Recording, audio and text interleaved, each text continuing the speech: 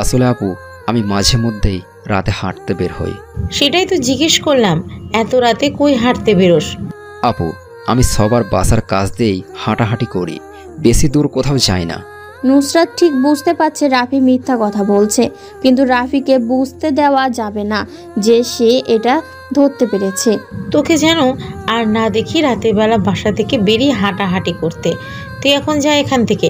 রাফি তার মাথাটা নাড়ায়, যার মানে হলো হ্যাঁ, সে আর রাতে বাইরে যাবে না।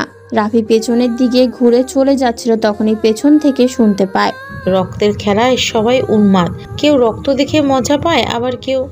আর কিছু শুনতে পায় না রাফি। এর আগেই পেছন থেকে হাসির আওয়াজ আসতে থাকে। রাফি পেছনে ফিরে তাকায়, দেখে নুসরাত হাসছে।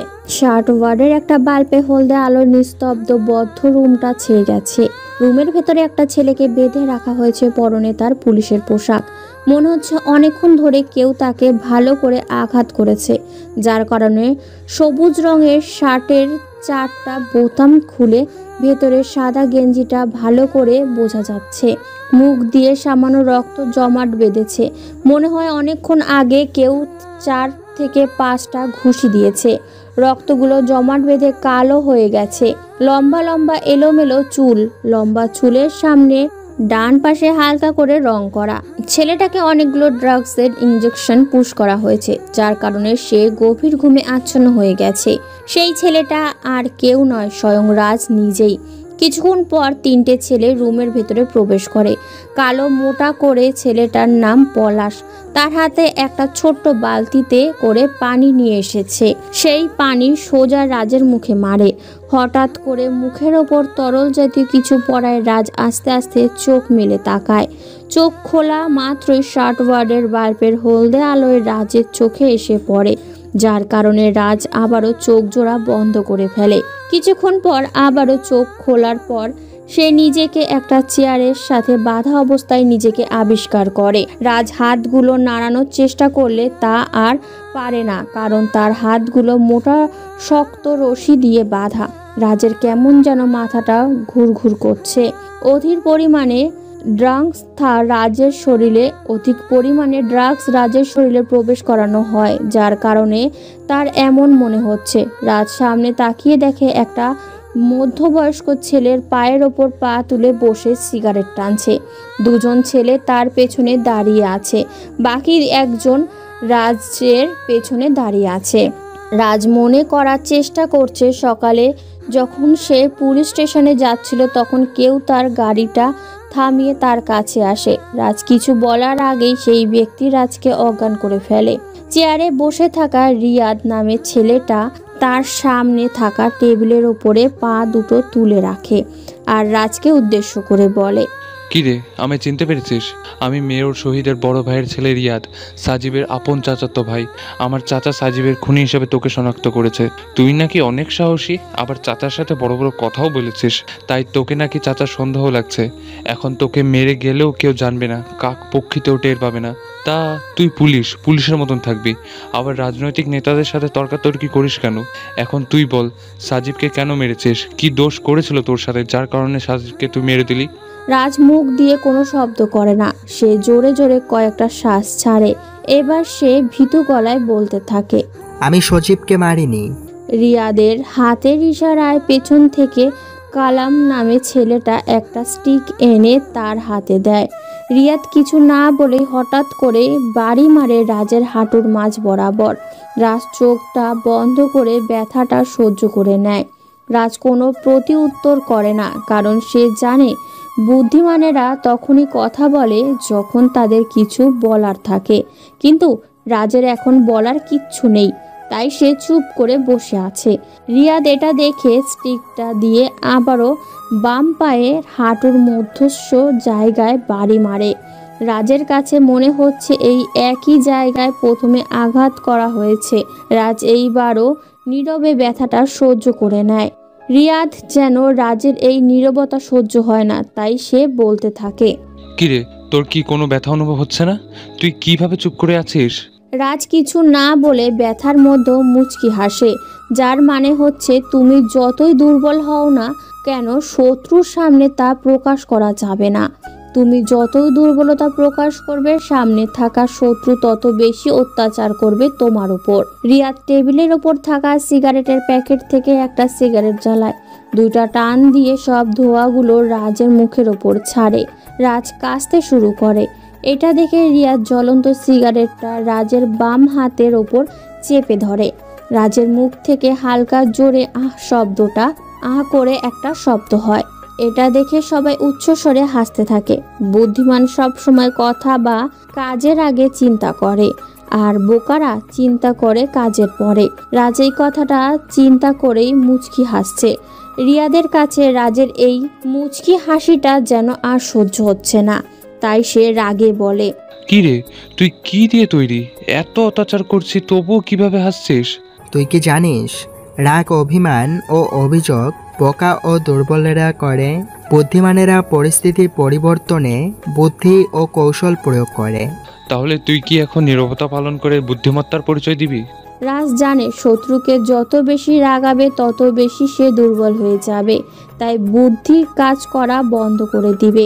তাই সে রিয়াদকে রাগানোর জন্য বলেছে, রিয়াদ, তুই কি জানিস পারমাণবিক বোমা বিস্ফোরণ ঘটলে মুহূর্তের মধ্যে প্রচণ্ড পারমাণবিক শক্তি মুক্ত হয় এবং ভয়াবহ ধ্বংসলীলার সৃষ্টি হয়।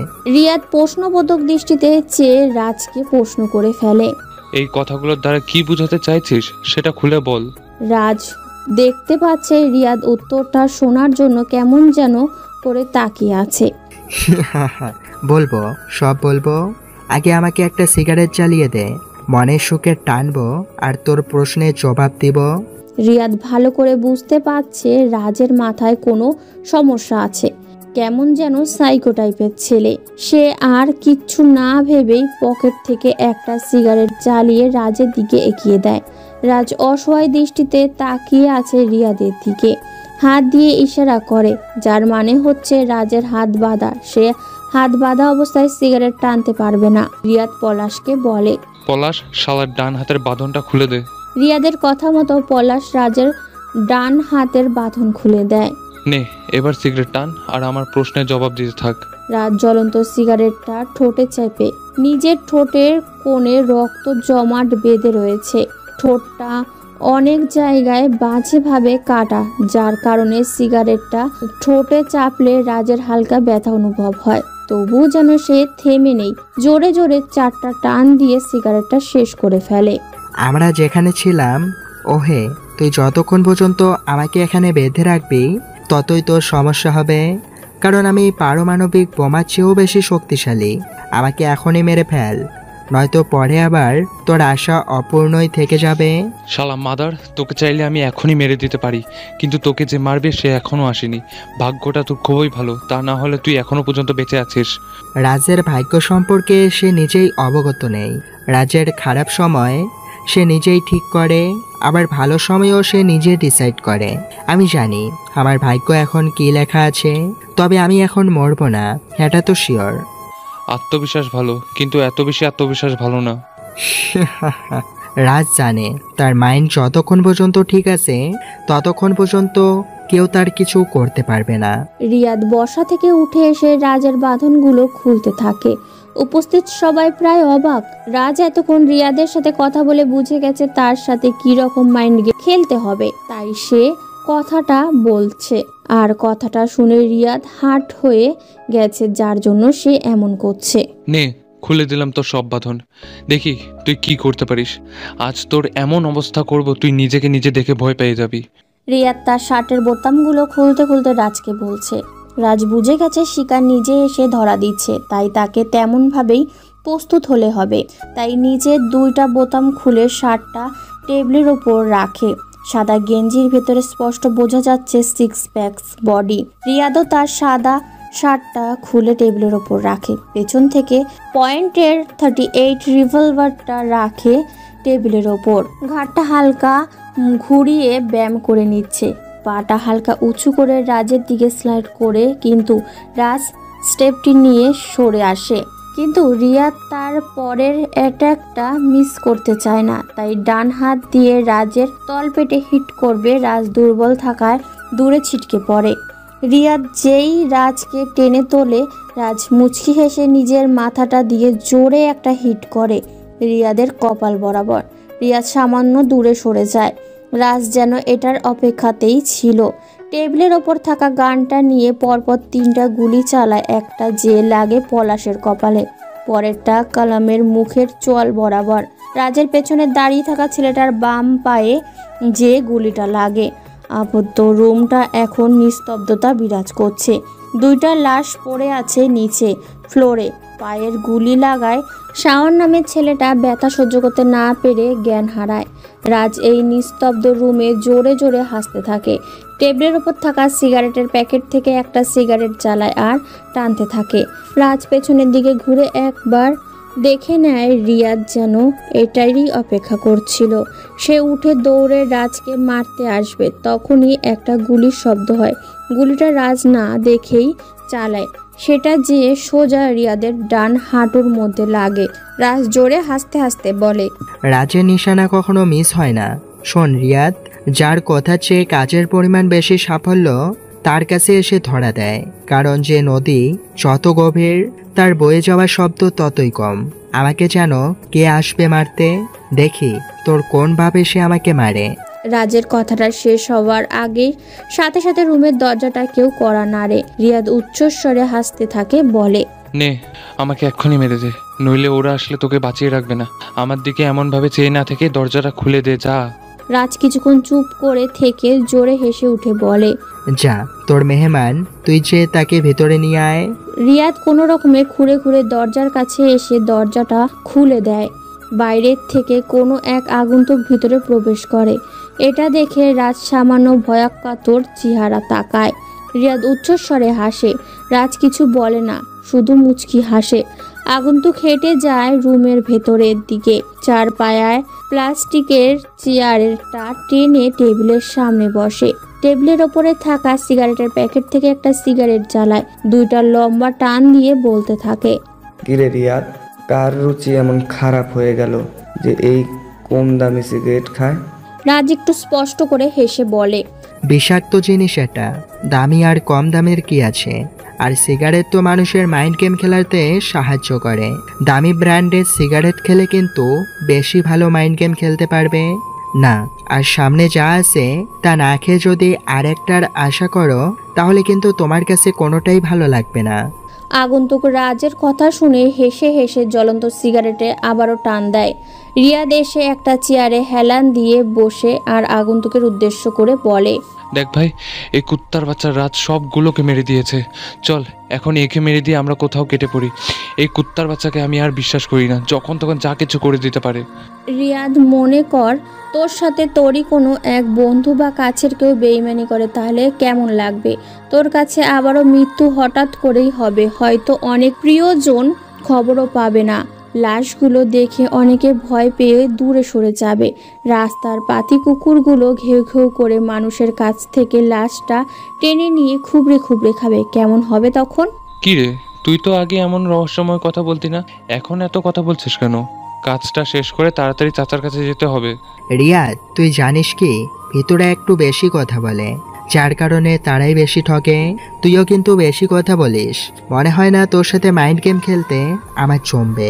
রিয়াদ এক পায়ের ওপর ভর দিয়ে কোনো রকমের রাজের সামনে এসে গেঞ্জিটা ধরে টানতে থাকে আর বলে, তুই একটু বেশি কথা বলছিস না? নিজেকে অনেক বড় মনে করিস তুই। রাজ তার হাতের দিকে রিয়াদের হাত দুটো ছাড়িয়ে নিয়ে একটা ঘুষি মারে রিয়াদের মুখ বরাবর। রিয়াদ দূরে ছিটকে গিয়ে পড়ে। তোকে তখনই বলেছিলাম আমাকে মেরে দে, কিন্তু তুই তা শুনলি না। এখন তোর বিপদ তুই নিজেই ডেকে আনছিস। আগন্তুকটা সিগারেট টানছে আর শব্দ করে হাসছে, যেটা দেখে রেগে যায় রিয়াদ। সে আগন্তুককে আবারও বলে, তুই বসে বসে সিগারেট টানছিস কেন? দেখতে পাচ্ছিস না রাজা আমাকে হিট করছে? আগন্তুক নিজের জায়গায় স্থির হয়ে বসে আছে। রাজ বারবার রিয়াদকে হিট করে যাচ্ছে। তাকে এখন কোনো হিংস্রের চেয়েও কম লাগছে না। মনে হচ্ছে সে পারলে এখন এই পুরো গেমটা শেষ দিতে পারে। কিন্তু সে একজন পাক্কা মাইন্ড গেমার, তাই সে আরও মাইন্ড গেম খেলতে চায়।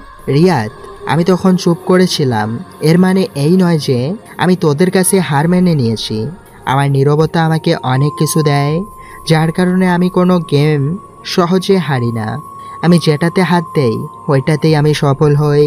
তোকে আজ আমি নিজ হাতে মারবো। এখন তোরও কোনো বাপ বাঁচাতে আসবে না তোকে। কথাটা বলে রিয়াদ বসা থেকে উঠে দাঁড়ায়। টেবিলের উপর থাকা গানটা নিয়ে রিলোড দিয়ে নেয় সে। রাজের থেকে সামান্য লম্বা হওয়ায় রাজের কপাল বরাবর পিস্তলটা তাক করে। পরিস্থিতি খুব ভয়ঙ্কর মনে হয় রিয়াদের। ট্রিগার চাপ দিলে গরম বুলেট রাজের কপালটা ভেদ করে বুলেটটা শূন্য বেরিয়ে যাবে। রাজ শুধু মুচকি হাসে। তার সামনে যে মৃত্যু দ্রুত দাঁড়িয়ে আছে সে যেন এটা দেখেও না দেখার ভান করে যাচ্ছে। রিয়াদও মুচকি হেসে উচ্চস্বরে বলতে থাকে, মৃত্যুর সামনে দাঁড়িয়ে আছিস তবু হাসছিস কি করে? ভয় পেয়ে এবার সত্যি সত্যি কি পাগল হয়ে গেছিস? মৃত্যুর সামনে দাঁড়িয়ে ভয় তো পাবে সে যার মৃত্যুর ভয় আছে, কিন্তু আমি মৃত্যুকে ভয় পাই না, কারণ আমি জানি যে কোনো দিন মরতে হবে। তাহলে মৃত্যুকে সামনে থেকে দেখে ভয় পাবো কেন? আর আমি জানি আমার এখনো মৃত্যুর সময় হয়নি, মরবি তো তুই এখন। আগেই বলেছি তোকে, আত্মবিশ্বাস ভালো, বেশি আত্মবিশ্বাস ভালো না। মৃত্যুর সামনে দাঁড়িয়ে আছে আর তুই বলছিস কিনা তুই মরবি না। একটা চাপে একটা বুলেটে তোর নাম এই পৃথিবীর বুক থেকে মুছে যাবে। কথাটা বলে ট্রিগারে চাপ দিবে রিয়া, তখনই গুলি করার শব্দ হয়। ঘরটার এখন পিনপতন নীরবতা, কিন্তু নীরবতার মাঝে দুজন ছেলে উচ্চস্বরে হাসার শব্দ আর একজনের আতঙ্কের চিৎকার। রিয়াদ যেন কথা বলার ভাষা হারিয়ে ফেলেছে। পেছন থেকে আগন্তুক J18 দিয়ে পরপর 4টে গুলি করে। 4টা বুলেট যেয়ে রিয়াদের পিঠের বরাবর লাগে। আগন্তুকের বাম হাতের অর্ধেক জ্বলন্ত সিগারেট আর ডান হাতে পিস্তল। বেশ আরাম করে বসে গুলিটা চালায় আগন্তুক। রাজ উচ্চস্বরে হাসতে থাকে, সাথে আগন্তুকও সায় দিচ্ছে। এইবার আগন্তুক তার মুখ থেকে মাস্কটা সরিয়ে নেয়। শার্ট ওয়ার্ডের বাল্বের হলদে আলোয় আগন্তুকের মুখটা স্পষ্ট দেখতে পাচ্ছে রিয়াদ। রিয়াদের শরীরটা কেমন যেন দুর্বল হয়ে আসছে, চাইলেও যেন দাঁড়িয়ে থাকতে পারছে না। সে মাটিতে ধসে পড়েছে। মৃত্যু যেন তাকে এখন গ্রহণ করবে। শেষে সে একটাই কথা বলে, কেন আমার সাথে বেইমানি করলি তুই? এই পৃথিবীতে সেই সবচেয়ে বেশি ধোঁকা খায় যে নিঃসন্দেহে মানুষকে অন্ধের মতো বিশ্বাস করে যায়, যেমন তুই আমাকে অন্ধের মতো বিশ্বাস করে ধোঁকাটা খেয়ে নিলি। রিয়াদের যেন শ্বাস নিতে অনেক কষ্ট হচ্ছে, তবু আস্তে করে আগন্তুককে উদ্দেশ্য করে বলে, তোর এই বেইমানির ফল তুই পাবি, চিন্তা করিস না। রিয়াদ কিছু বলতে চাইছিল কিন্তু তা আর বলতে পারল না। এর আগেই তার নিঃশ্বাসটা বন্ধ হয়ে যায়। রাজ আগন্তুকের হাতে থাকা J18টা নিয়ে নিচে অজ্ঞান অবস্থায় পড়ে থাকা শাওনের নামে ছেলেটির কপাল বরাবর 2টা গুলি করে আগন্তুকের দিকে চেয়ে মুচকি হাসি দেয়। টেবিলের ওপর থাকা সিগারেটের প্যাকেট থেকে একটা সিগারেট জ্বালায় আর সেটা টানতে থাকে। রাজের মুচকি হাসির প্রতি উত্তরে সেও একটা মুচকি হাসি উপহার দিয়ে বলতে থাকে, এই শহরটা আসলেই বেইমানির শহর। এখানে কাউকে বিশ্বাস করা মানে নিজের কবর নিজে তৈরি করা। মনে হয় সময় চলে এসেছে গেমটাকে শেষ করার। রাজ কিছু বলে না, সোজা হাঁটা দেয় দরজার দিকে। পেছনে একবার চেয়ে বলে, বেইমানি? আমার সাথে বেইমানি করার আগে ওকে 10 বার চিন্তা করতে হবে। আর গেমটা একটু আলাদা টাইপের হবে। প্ল্যান বাদে কিছু করে না এই রাজ। সিগারেটের আর একটা টান দিয়ে বেরিয়ে আসে রুম থেকে। রাজ বের হওয়ার সাথে সাথে আগন্তুকটা ঠোঁটের কোণে একটা হাসি ঝুলিয়ে রিয়াদের লাশের পাশে একটা ট্যাটু এঁকে বেরিয়ে পড়ে তার অজানা গন্তব্যে। রাত প্রায় 2টার ওপর বাজে, কিন্তু রাফি সন্ধ্যায় যে বাসা থেকে বের হয়েছে এখনো বাসায় আসেনি। নুসরাত এখন দাঁড়িয়ে আছে রাফির চিলেকোঠার রুমের সামনে। ওই দিন রাতের ঘটনার পর থেকে রাফির প্রতি জানার আগ্রহ যেন বেড়েই চলেছে নুসরাতের। তাই আজ রাফির রুমটা ভালো করে চেক করে দেখবে কোনো ক্লু যদি পাওয়া যায় তার সম্পর্কে। বাসার অন্য চাবি দিয়ে চিলেকোঠার রুমে ঢোকে নুসরাত। রুমের অবস্থা বেশি একটা ভালো না। চারিদিকে সিগারেটের প্যাকেট আর ছোট ছোট সিগারেটের টুকরোগুলো ফ্লোরে ছড়িয়ে ছিটিয়ে আছে। সাদা কালারের হালকা ময়লা একটা বিছানার চাদর, 2টা বালিশ, বিছানার পাশে একটা ব্যাগ রাখা আছে। নুসরাত ভাবছে ব্যাগটা চেক করবে কিনা। অবশেষে সব চিন্তা বাদ দিয়ে ব্যাগটা হাতে নেয় নুসরাত। সে ব্যাগটা খুলে এমন কিছু দেখবে আশা করেনি। মাফিয়া অফ দ্য কিলার, ইংরেজি নোবেল আর কিছু ছবি। সেখানে কিছু গ্যাংস্টার ছেলের বন্দুক হাতে দাঁড়িয়ে আছে। আবারও কয়েকটি ছবির ওপর লাল কালি দিয়ে কিছু একটা চিত্রিত করা। নুসরাত বুঝতে পারছে না রাফির ব্যাগে এগুলো কেন। হঠাৎই নুসরাতের চোখ আটকে যায় একটা পিস্তল দেখে, যার পয়েন্ট নাম্বার 736। নুসরাতের জানা মতে এমন পিস্তল পুলিশের বড় কোনো অফিসারের কাছে থাকে। তাহলে কি রাফি কোনোভাবে আন্ডারগ্রাউন্ডের পুলিশ অফিসার? এত কিছু না ভেবে সে ব্যাগটা ভালো করে খুঁজতে থাকে। নিরাশ হয়ে নুসরাত, কারণ ব্যাগে আর কিচ্ছু নেই, তাই সে ব্যাগটা গুছিয়ে বাইরে চলে আসে। ঘরটাতে সিগারেটের পুরো গন্ধে কেমন যেন বমি বমি পাচ্ছিল নুসরাতের, তাই সে বাইরে চলে আসে। আপনি এত রাতে আমার রুমের সামনে কি করছেন? নুসরাত যখন রাফির রুমে তালা লাগিয়ে পিছনের দিকে ঘুরবে তখনই সে পাশ থেকে শুনতে পায় পুরুষালী কণ্ঠ। কেঁপে ওঠে নুসরাত। সে পিছনে ফিরে তাকিয়ে দেখে যে রক্তমাখা দেহে অস্থিরতার সাথে স্থির হয়ে দাঁড়িয়ে আছে রাফি। রাফির সাদা শার্টে রক্তের দাগ স্পষ্ট। হাত দুটোর দিকে তাকিয়ে বুঝতে পারা যাচ্ছে যে লাল রক্তে একাকার তার দুই হাত। নুসরাতের মুখ থেকে কোনো রিপ্লাই না পেয়ে রাফি পাশ কাটিয়ে চলে যায়। এমন সময় ধীর কণ্ঠে নুসরাত বলে ওঠে, রাফি, তোর শার্টে এবং হাতে রক্ত লেগে আছে কেন? কি করেছিস তুই? রাফি লম্বা ঘন দাড়ি হতে তাজা রক্ত টপ টপ করে পড়ছে, যেটা দেখে নুসরাত ভয় পেয়ে 2 কদম পিছিয়ে যায়। রাফিকে এখন তার কাছে ভয়ঙ্কর এক যুবক মনে হচ্ছে। রাফি মুচকি এসে বলে ওঠে, ম্যাডাম, ভয় পাবেন না, আমি কাউকে খুন করিনি। রাস্তায় কিছু ঘেউ ঘেউ করছিল তো, তাই তাদের একটু সতর্ক করে দিয়েছি, যেন পরবর্তীতে আমার রাস্তায় বাধা না দেয়। রাফির কণ্ঠ হতে এমন কথা শুনে নুসরাত বলে ওঠে, সাবধান করলে রক্ত কোথা হতে আসে?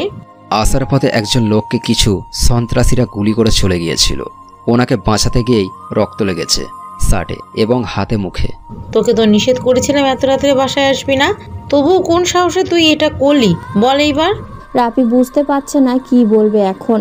সে যেই কারণে দেরি করে ফিরেছে সেটা তাকে বললে সে হয়তো জ্ঞান হারাতে পারে, তাই রাফি নুসরাতকে সেটা বলল না। আর নুসরাতের সামনে দাঁড়িয়ে কেমন যেন এক জবাব বন্ধ হয়ে যায়। সে মাথাটা নিচু করে আমতা আমতা করে জবাব দেয়, আপু, দেশের বাড়ি থেকে একটা বড় ভাই ঢাকায় এসেছে, তাই ওনার সাথে দেখা করতে গিয়েছিলাম। অনেক খুঁজেছি কিন্তু পাইনি, তাই রাত হয়ে গিয়েছে। কাল থেকে আর এমন হবে না। নুসরাতের কাছে রাফির উত্তরটা একটু বিশ্বাস হয় না, কারণ রাফির চোখে মুখে ছিল আতঙ্কের ছাপ। নুসরাত রাফির কথার প্রতি উত্তরে একটা মুচকি হাসি দিয়ে বলে, আগামীকাল যেন সংবাদের হেডলাইনে কোনো অচেনা আগন্তুকের নাম ভেসে না ওঠে। রাফির কাছে নুসরাতের মুচকি হাসিটা কেমন যেন রহস্যময় লাগছে। রাফি এটাই বুঝতে পারছে না কেন নুসরাত তাকে এত প্রশ্ন করছে। আগে তো এমন করে কখনো গুরুত্ব দিয়ে কথা বলতো না, কিন্তু এখন তা বুঝতে পারছে না রাফি। আপু, আপনার কথা আমি কিছুই বুঝতে পারছি না। তাড়াতাড়ি সর এখান থেকে, রক্তের গন্ধে আমার বমি চলে আসছে। আর আরেকটা কথা শুনে যা, মানুষই একমাত্র প্রাণী যে পুরোপুরি সফল জীবনযাপন করে আফসোস নিয়ে মৃত্যুবরণ করে। তুই আবার নিজের আসল পরিচয় লুকিয়ে রেখে আফসোস করিস না।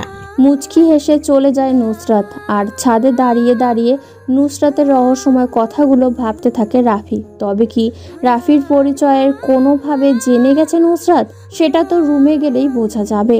আজ 5 দিন পর জান্নাতকে আবারও ভার্সিটিতে দেখা গেছে, কিন্তু আজ সে আর আগের মতো আসেনি। মডার্ন বোরখা, নতুন হিজাব পরিধান করে আগের থেকে পরিবর্তন মনে হচ্ছে। জান্নাত ভার্সিটিতে এসেই আম গাছের দিকে তাকায়, যেখানে রাফি প্রতিদিন বসে থাকে। জান্নাত চেয়ে দেখে রাফির সাথে কিছু বখাটে ছেলেরা ঝামেলা করছে। জান্নাত সেদিকে এগিয়ে গেলে শোনা গেল রাফি কান্না জড়িত কণ্ঠে বলছে, ভাই, আমাকে ছেড়ে দিন, আমার কাছে তেমন কিছুই নেই যা দিয়ে আপনাদের হয়ে যাবে, প্লিজ আমাকে মারবেন না। বখাটে ছেলেগুলো ধারালো ছুরি দিয়ে রাফিকে ভয় দেখাচ্ছে। রাফি চায় না ভার্সিটিতে কোনো রকম ঝামেলা হোক, তাই সে ছেলেগুলোকে বলছে ছেড়ে দেওয়ার জন্য, কিন্তু ছেলেগুলো রাফির কথা না শুনে তার সাথে জোরাজোরি করতে থাকে। ঠিক তখনই সেখানে উপস্থিত হয় জান্নাত। রাফি জান্নাতকে একটু ভরসা করলো। জান্নাত ভালো করে ছেলেগুলোকে বলে, ভাইয়ারা, আপনারা সবাই ওর সাথে এমন করছেন কেন? প্লিজ তার সাথে এমন করবেন না। জান্নাতের এমন কথাটা শুনে সবাই মিলে হাসতে থাকে আর জান্নাতের সাথেও বাজে ব্যবহার করা শুরু করে। ওর সম্বন্ধে নানা ধরনের বাজে কথাও বলতে শুরু করে। জান্নাত এইগুলো সহ্য করতে না পেরে একটা ছেলেকে কষে চড় মারে, ব্যাগের থেকে একটা পিস্তল বের করে। সবাই পিস্তল দেখে ভয় পেয়ে চলে যায়। রাফি অবাক হয়ে যায় জান্নাতের মতো সাধারণ একটা মেয়ের কাছে পিস্তল দেখে, তাই সে জান্নাতকে প্রশ্ন করে, আপনার কাছে এই পিস্তল আসলো কোথা থেকে? জান্নাত পিস্তলের দিকে তাকিয়ে ছোট্ট করে একটা মুচকি হাসি দিয়ে পিস্তলটা ব্যাগে ভরে রাফিকে উদ্দেশ্য করে বলে, রাফি চলো গাছতলায় বসে শান্তিতে কথা বলি। রাফি আর জান্নাত গাছের নিচে যেয়ে বসে। রাফি সন্দেহের দৃষ্টিতে তাকাতেই জান্নাত প্রথম বলা শুরু করে, রাফি তুমি আমাকে কি একটা সাধারণ মেয়ে মনে করেছিলে? এটা আবার কেমন প্রশ্ন? আমি তো আপনাকে সবসময় একজন সাধারণ মেয়ের মতো দেখে এসেছি, এখানে আবার অসাধারণতার কি আছে সেটাই তো বুঝতে পারছি না। আসলে রাফি আমি একজন সিআইডি এর সদস্য। আমার স্বপ্ন ছিল বড় হয়ে দেশের জন্য কিছু করব। তাই পড়াশোনা করার পাশাপাশি সিআইডিতে জয়েন হই, আর সিলেট থেকে এখানে আসি একটা বড় আসামিকে ধরার জন্য। তাই পরিচয় গোপন রেখে ইউনিভার্সিটিতে ভর্তি হই। রাফি জান্নাতের কথা শুনে একটু ভয় পেয়ে যায় আর জান্নাতের কাছ থেকে দূরে সরে বসে। জান্নাত সেটা লক্ষ্য করে কিন্তু কিছু বলে না। রাফি জান্নাতকে জিজ্ঞাসা করে, আচ্ছা, আপনি এমন একটা গোপন কথা আমাকে কেন বললেন? রাফি তুমি কি জানো তুমি কত বোকা আর ইনোসেন্ট? আর আমি তোমাকে কথাটা বলছি কারণ তোমার উপর আমার একটা বিশ্বাস আছে। তুমি এই কথাটা কাউকেই বলবে না। জান্নাতের কথা শুনে রাফি একটা রহস্যময় মুচকি হাসি দিয়ে বলে, জানেন জান্নাত, এই ছোট্ট পৃথিবীতে কাউকে বিশ্বাস করা ঠিক না। আপনি যাকে মন দিয়ে এক আস্থায় বিশ্বাস করবেন, দেখা গেছে সে আপনার সাথে বেইমানি করে চলে গেল। আমি সেটা জানি, তবে তুমি যে আমার সাথে বেইমানি করবে না সেটা আমি জানি। রাফি কিছু বলে না, মাথাটা নিচু করে বসে থাকে। দুজনের মধ্যে নীরবতা বিরাজ করছে, সাথে নিঃশ্বাস ত্যাগ করার শব্দ। জান্নাত নীরবতা ভেঙে বলে ফেলে, রাফি আমরা কি ফ্রেন্ড হতে পারি? রাফি বসা থেকে উঠে দাঁড়ায় আর উত্তেজিত কণ্ঠে বলে, দেখুন জান্নাত, আমি আপনার মতো সবাইকে বিশ্বাস করতে পারি না। আমার লাইফ আর আপনার লাইফটা অনেক ব্যতিক্রম। মানে বুঝিনি, আমার লাইফ আর তোমার লাইফের পার্থক্য কি? যেমন ধরেন চোর পুলিশের মতো। কথাটা বলে রাফি আর এক মুহূর্ত না দাঁড়িয়ে দৌড়ে সেখান থেকে চলে আসে। জান্নাত অবাক হয়ে যায়, দুবার একটা ছেলে তার রিকোয়েস্ট অ্যাকসেপ্ট করেনি। রাগে তার অবস্থা খারাপ, আর রাফি তাকে যেন এই রহস্যময় কথা বলে চলে গেল। ভাবতে থাকে জান্নাত, আপু আপনি এত রাতে আমার রুমে কি করছেন? কথাটা বলে রাফির উত্তরের অপেক্ষায় চেয়ে থাকে নুসরাতের দিকে। নুসরাত আজ অনেক কিছু জানার জন্য রাফির কাছে আসে, কিন্তু এসে দেখে রাফি রুমে নেই। তাই সে নিজের রুমে ঢুকে রাফির জন্য অপেক্ষা করতে থাকে। কিছুক্ষণ পর রাফি রুমে প্রবেশ করলে নুসরাতকে দেখে সে কথাটা বলে। রাফির কথা শুনে নুসরাত অবাক হলো না। নুসরাত মুচকি হেসে বলে, আমাকে আপু বলা লাগবে না। আপনি আমার সিনিয়র, সেই সাথে আবার বড় লোক, বাবার একমাত্র মেয়ে।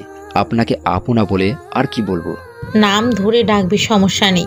আর যখন বললি যে এত রাত, কিন্তু রাত কোথায় হলো? তোর জন্য তো এটা সকাল। আমার জন্য এখন সকাল হতে যাবে কেন? আপনার জন্য রাত যা, আমার জন্য তো একই। সবচেয়ে বড় কথা হলো আপনি বন্ধ রুমে ঢুকলেন কি করে? নুসরাত রাফির মুখের সামনে চাবির ছড়াটা ঝাঁকাতে ঝাঁকাতে বলে, রাফি, আমার মনে হয় না আমি তোর থেকে বেশি ধনী হব। আর এই চাবিটা দেখেছিস, এটা দিয়ে রুমে ঢুকেছি। তোর সাথে আমার কিছু গুরুত্বপূর্ণ কথা আছে।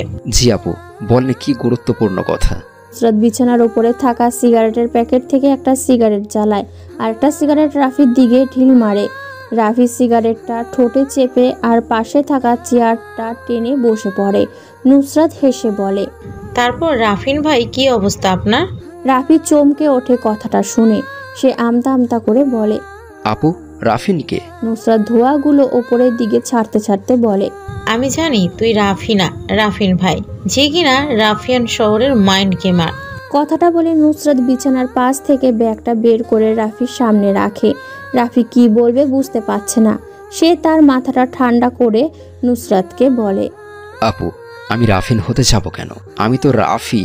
আর আপনি আমার ব্যাগ ধরেছেন কেন? রাফিন, আমি সব জেনে গেছি। আর তোর ব্যাগ তো আমি আগেই চেক করেছি। হঠাৎ ভার্সিটির দ্বিতীয় বর্ষে খেদ গরিব একটি ছেলে ভর্তি হয়, যার রেজাল্ট খুবই খারাপ। আবার ভার্সিটির ভিপি রাকিব ভাই তোকে দেখে ভয় দৃষ্টিতে তাকিয়ে থাকা। ওই দিন সজীব যখন তোকে র‍্যাগ দেয় তখন কেউ কিছু বলল না, কিন্তু পুলিশ অফিসার তোকে বাঁচিয়ে নিল। তুই সেটা দেখে মুচকে এসেছিস। পরের দিন সকালে সজীবের লাশ উদ্ধার করে পুলিশ, কিন্তু 3 দিন ধরে তোকে আর দেখা যায় না। আর সবচেয়ে বড় কথা হচ্ছে, এই দিন রাতে জঙ্গলে ছেলেগুলিকে মারার সময় আমি গাছের আড়ালে দাঁড়িয়ে সব কিছু দেখেছিলাম। তো মিস্টার রাফিন, তুই এখন যতই না করিস বা নাটক করিস লাভ হবে না, কারণ তুই ধরা পড়ে গেছিস। কথাগুলো বলেই জোরে সিগারেটের একটা টান দেয় নুসরাত। রাফি সময় নষ্ট করতে চায় না, তাই পিছন থেকে গানটা বের করে নুসরাতের মাথার দিকে তাক করে সিগারেটের টান দেয়। টিগারে চাপ দেবে, কিন্তু সেটা আর পারে না। এর আগেই নুসরাতের চোখের পলকে রাফির হাত থেকে গানটা নিয়ে রাফির কপাল বরাবর তাক করে। রাফির মুখটা কেবল হাঁ হয়ে যায়। এমনভাবে তার হাত থেকে গানটা নিয়ে নিবে ভাবতেও পারেনি রাফি। নুসরাতের মোবাইলে একটা মেসেজ আসে। বিছানার উপর থেকে মোবাইলটা নিয়ে মেসেজটা পড়তে থাকে। মেসেজটা পড়া শেষ হলে নুসরাত জোরে জোরে হাসতে থাকে আর বলতে থাকে, আমি মাইন্ড গেম খেলতে ভালোবাসি না, তবে যারা মাইন্ড গেম খেলে তাদের খুঁজে বের করা আমার কাজ। তোকে একটা সুযোগ দিলাম, দ্বিতীয়বার সুযোগটা নাও পেতে পারিস। রাফিনকে সুযোগ দেওয়ার মতো কেউ এখনো জন্ম নেয়নি। এখন তোর সাথে একটা ছোট্ট মাইন্ড গেম খেললাম, জানিস সেটা কেমন? কথাটা বলে চুপ করে থাকে রাফি, কিন্তু নুসরাত থেমে নেই। পিস্তলের ট্রিগারে একটা চাপ দেয়, কিন্তু কোনো বুলেট বের হয় না। আবারও 3টা গুলি করে, কিন্তু সবগুলো গুলি মিস ফায়ার হয়। নুসরাত বুঝতে পারছে না কেননা পিস্তল থেকে বুলেট বের হলো না। রাফি মুচকি হেসে বলে, অবাক হচ্ছিস? তাই তো, কেন বুলেট বের হয়নি? তার কারণ এই পিস্তলে কোনো বুলেট ছিল না। এটাই আমার মাইন্ড গেম, এগুলো না শিখাইয়া ওস্তাদি করিও না। নুসরাত রাফির মাস্টার মাইন্ড গেম দেখে অবাক হয়ে যায়, তাই সে রাফিকে বলে, রাজকে বাঁচাতে চলে যা। কথাটা বলে দাঁড়ায় না, চলে যায় নুসরাত। রাফি পেছনে দাঁড়িয়ে ভাবতে থাকে কি বলে গেল নুসরাত। রাফি পকেট থেকে মোবাইল ফোনটা বের করে কাকে যেন কল দেয়, কিন্তু ওই পাশের মোবাইলটা বন্ধ দেখাচ্ছে। রাফি অস্থির হয়ে যায়। সে উত্তেজিত হয়ে সাকিবকে ফোন দেয়। 3বার রিং হওয়ার পর সাকিব ফোনটা ধরে কান্না করে বলে, ভাইয়া তুমি এখানে এসো না, মেরে ফেলবে তোমাকে। ছোটদাকে নিয়ে চলে গেছে ওরা। রাফির বুকের ভিতর ধুপ ধুপ ধুপ ধুপ করছে। হালকা ভয়ের আভাস পাচ্ছে সে। হয়তো আজ শেষ হতে যাচ্ছে মাস্টার মাইন্ড গেমের গুটির তালিকা। রাফি আনাফ সাহেবের বাসা থেকে বেরিয়ে পড়ে সাকিবদের উদ্দেশ্যে। প্রতিদিনের মতো আজও রাফির জন্য একটা কালো রঙের গাড়ি দাঁড়িয়ে আছে। রাফি দেরি করতে চায় না, গাড়ির ভিতরে বসে পড়ে। গন্তব্য এখন সাকিবদের কাছে। রাতের হালকা চাঁদের আলোয় বোঝা যাচ্ছে সামনে কিছু লোক রাস্তায় শুয়ে আছে। রাফি গাড়ি থেকে নেমে গানটা হাতে নিয়ে সামনে এগিয়ে যায়। যে এমন একটা দৃশ্য দেখার জন্য সে প্রস্তুত ছিল না। আজমিরকে কেউ গুলি করে মেরে দিয়েছে। ওসমানের শরীর থেকে মাথাটা আলাদা করা। রফিকের বুকের মধ্যে কেউ ছুরি দিয়ে অনেকগুলো আঘাত করেছে। সাকিবকে হাতে পায়ে গুলি করা হয়েছে। রাফি সাকিবকে ধরে ঝাঁকাতে ঝাঁকাতে থাকে। সাকিব রক্তমাখা মুখ দিয়ে হালকা করে ছোট্ট একটা হাসি দিয়ে কিছু একটা বলতে চেয়েছিল, কিন্তু তা আর পারেনি। এর আগেই সে তার শেষ নিঃশ্বাস ত্যাগ করে। রাফি জোরে চিৎকার করে বলে, সাকিব, কিচ্ছু হবে না তোর, আমি তোকে ডাক্তারের কাছে নিয়ে যাব। কথাটা বলেই সাকিবকে পাজা কোলা কর উঠাতে যাবে, তখনই কোথা থেকে যেন একটা স্নাইপারের বুলেট এসে সাকিবের শরীরে লাগে। রাফি জোরে চিৎকার দিয়ে কান্না করে দেয়, কারণ রাফি সবাইকে ছোট ভাইয়ের মতো স্নেহ করত, কিন্তু আজ এমন একটা দিন দেখতে হবে ভাবতেই পারছে না রাফি। অঝরে কান্না করতে থাকে। রাফির চোখ যায় দূরে পড়ে থাকা কাগজের টুকরোর দিকে। বসা থেকে উঠে কাগজটা হাতে নেয়। পাশে আবারও একটা ভয়ঙ্কর ট্যাটু আঁকা, যার ব্যাখ্যা রাফি ভালো করেই জানা। মাইন্ড গেম খেলতে ভালোবাসি, আমি আবার খেলাতেও ভালোবাসি। হবে আজ গেম, বেঁচে থাকবে আসল মাফিয়া, যার অস্তিত্ব ছড়িয়ে পড়বে সবখানে। কাগজের রহস্যের কথা পড়ে রাফি ভাবতে থাকে কে লিখলো কথাগুলো। কাগজের পেছনের দিকে একটা ঠিকানা দেওয়া আছে। রাফি রওনা দেয় ঠিকানার উদ্দেশ্যে। রায়, তোমার সাথে আমার কিছু গুরুত্বপূর্ণ কথা আছে। খাবার শেষ করে আরাম করে বসে কথা বলবো। ডাইনিং টেবিলের ওপর খাবার রাখা। আজ যেন এই দোতলা বাসায় কোনো অনুষ্ঠানের আয়োজন করা হয়েছে। রাজ তার চেয়ারটা টেনে বসার সময় মেহরাব রাজকে উদ্দেশ্য করে কথাটা বলে। রাজ বসে মুচকি হাসি দিয়ে বলে, সমস্যা নেই স্যার, খাওয়া দাওয়া করে কথা বলবো। আর স্যার, আজ এত আয়োজন করা হয়েছে কেন? কোনো বিশেষ অনুষ্ঠান নাকি? মেহরাব রাজের কথা শুনে মুচকি হেসে বলে, কি আর বিশেষ অনুষ্ঠান, হয়তো আজকেও বাসা ছেড়ে চলে যাবে, তাকেও ভালো মন্দ খাইয়ে বিদায় দিব। রাজ বুঝতে পারছে না কার জন্য এত আয়োজন করা হয়েছে আর কেই বা আজ বাসা থেকে চলে যাবে, তাই সে প্রশ্ন করে ফেলে, স্যার, বাসা থেকে কে চলে যাবে? আর কই সে ব্যক্তি যার জন্য এত আয়োজন? মেহরাব রাজের কৌতূহল আর অস্থিরতা দেখে ঠোঁটের কোণে হাসি ঝুলিয়ে বলে, আগে খাবারটা শেষ করো, পরে না হয় দেখবে কে বাসা থেকে চলে যাবে আর কার জন্যই বা এত আয়োজন। রাজ আর কিছু না বলে তার খাবারটা শেষ করে। খাবারটা শেষ করে একবার রিমির দিকে চেয়ে মুচকি হাসি দিয়ে সোফার দিকে চলে আসে। রিমি হচ্ছে মেহরাব সাহেবের একমাত্র মেয়ে, যাকে রাজ ভালোবাসে। রাজ বসে বসে চিন্তা করছে কি এমন জরুরি কথা যার জন্য মেহরাব তাকে এত গুরুত্ব দিয়ে কথাটা বলল। ব্যর্থরা অবচেতনভাবে ব্যর্থতার সঙ্গে নিজেদের সংযুক্ত করে। সচেতনদের সাফল্যের সঙ্গে একান্তই হলে সাফল্য তোমার দিকে আকৃষ্ট হবে। রাজ খাবার শেষ করে সোফায় বসে বসে চিন্তা করছে কে আজকে বাসা থেকে চলে যাবে আর মেহরাব কেন আজ এত রহস্যময় কথা বলছে বুঝতে পারছে না রাজ। ঠিক তখনই মেহরাব সোফায় বসতে বসতে কথাটা বলে রাজকে। রাজ কথাটা বুঝতে পারছে না, তাই মেহরাবকে প্রশ্ন করে ফেলে, স্যার, আপনার কথার মানে বুঝতে পারছি না। আমি তো গ্যাংস্টার রাফিন ভাইকে দেখে ফেলছি। রাজ অবাক হয়ে একটু আগ্রহ নিয়ে বলে, স্যার, ওই বড় মাফিয়াকে তো কেউ কখনো দেখেনি, কিন্তু আপনি কিভাবে বুঝলেন যে সেই বড় মাফিয়া রাফিন ভাই? মেহরাব জানে রাজ একটু বেশি মাইন্ড গেম খেলতে পছন্দ করে। রাজ সবসময় তার মাইন্ড দিয়েই যে কোনো ব্যক্তির সাথে ভাব তৈরি করতে পারে, কিন্তু মেহরাব তাদের কাতারে পড়তে চায় না। সে নিজেও একজন মাইন্ড গেমার। এবার রাজকে বলে, তুমি জানো কি না জানি না, আরো 5 বছর আগে রাফিনের সম্পর্কে একটা আর্টিকেল বের হয়েছে। আমি 5 বছরে সেই আর্টিকেলটা নিয়ে গবেষণা করছি। বলতে গেলে পুরোটা বইটা আমার মুখস্থ। সেই বইয়ে রাফিন কিভাবে মাইন্ড গেম খেলে প্রায় সবই লেখা আছে। মেহরাবের কথা শুনে রাজ একটু অবাক হয়, কারণ মাফিয়াদের নিয়ে মেহরাব 5 বছর ধরে পড়ে আছে। রাজের একটা বদ অভ্যাস আছে, সেটা হলো রাজ তার মাইন্ডটা ঠান্ডা রাখার জন্য হাতে সব সময় 2টা মার্বেল রাখে। মেহরাবের কথা শুনে রাজ তার মার্বেল দুটো নাড়াতে থাকে।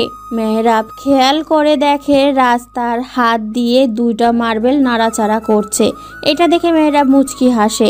মেহরাব আজ সাদা কালারের পাতলা একটা পাঞ্জাবি পরেছে। সেই পাঞ্জাবির পকেট থেকে প্রথমে একটা ছোট্ট সাদা কালারের প্যাকেট বের করে।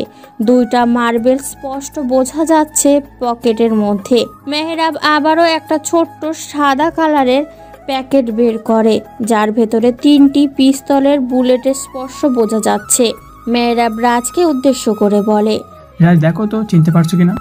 রাজ সাদা প্যাকেটে মোড়ানো 2টা জিনিস দেখে একটু অবাক হয়, কিন্তু মেহরাবকে তা বুঝতে দেয় না।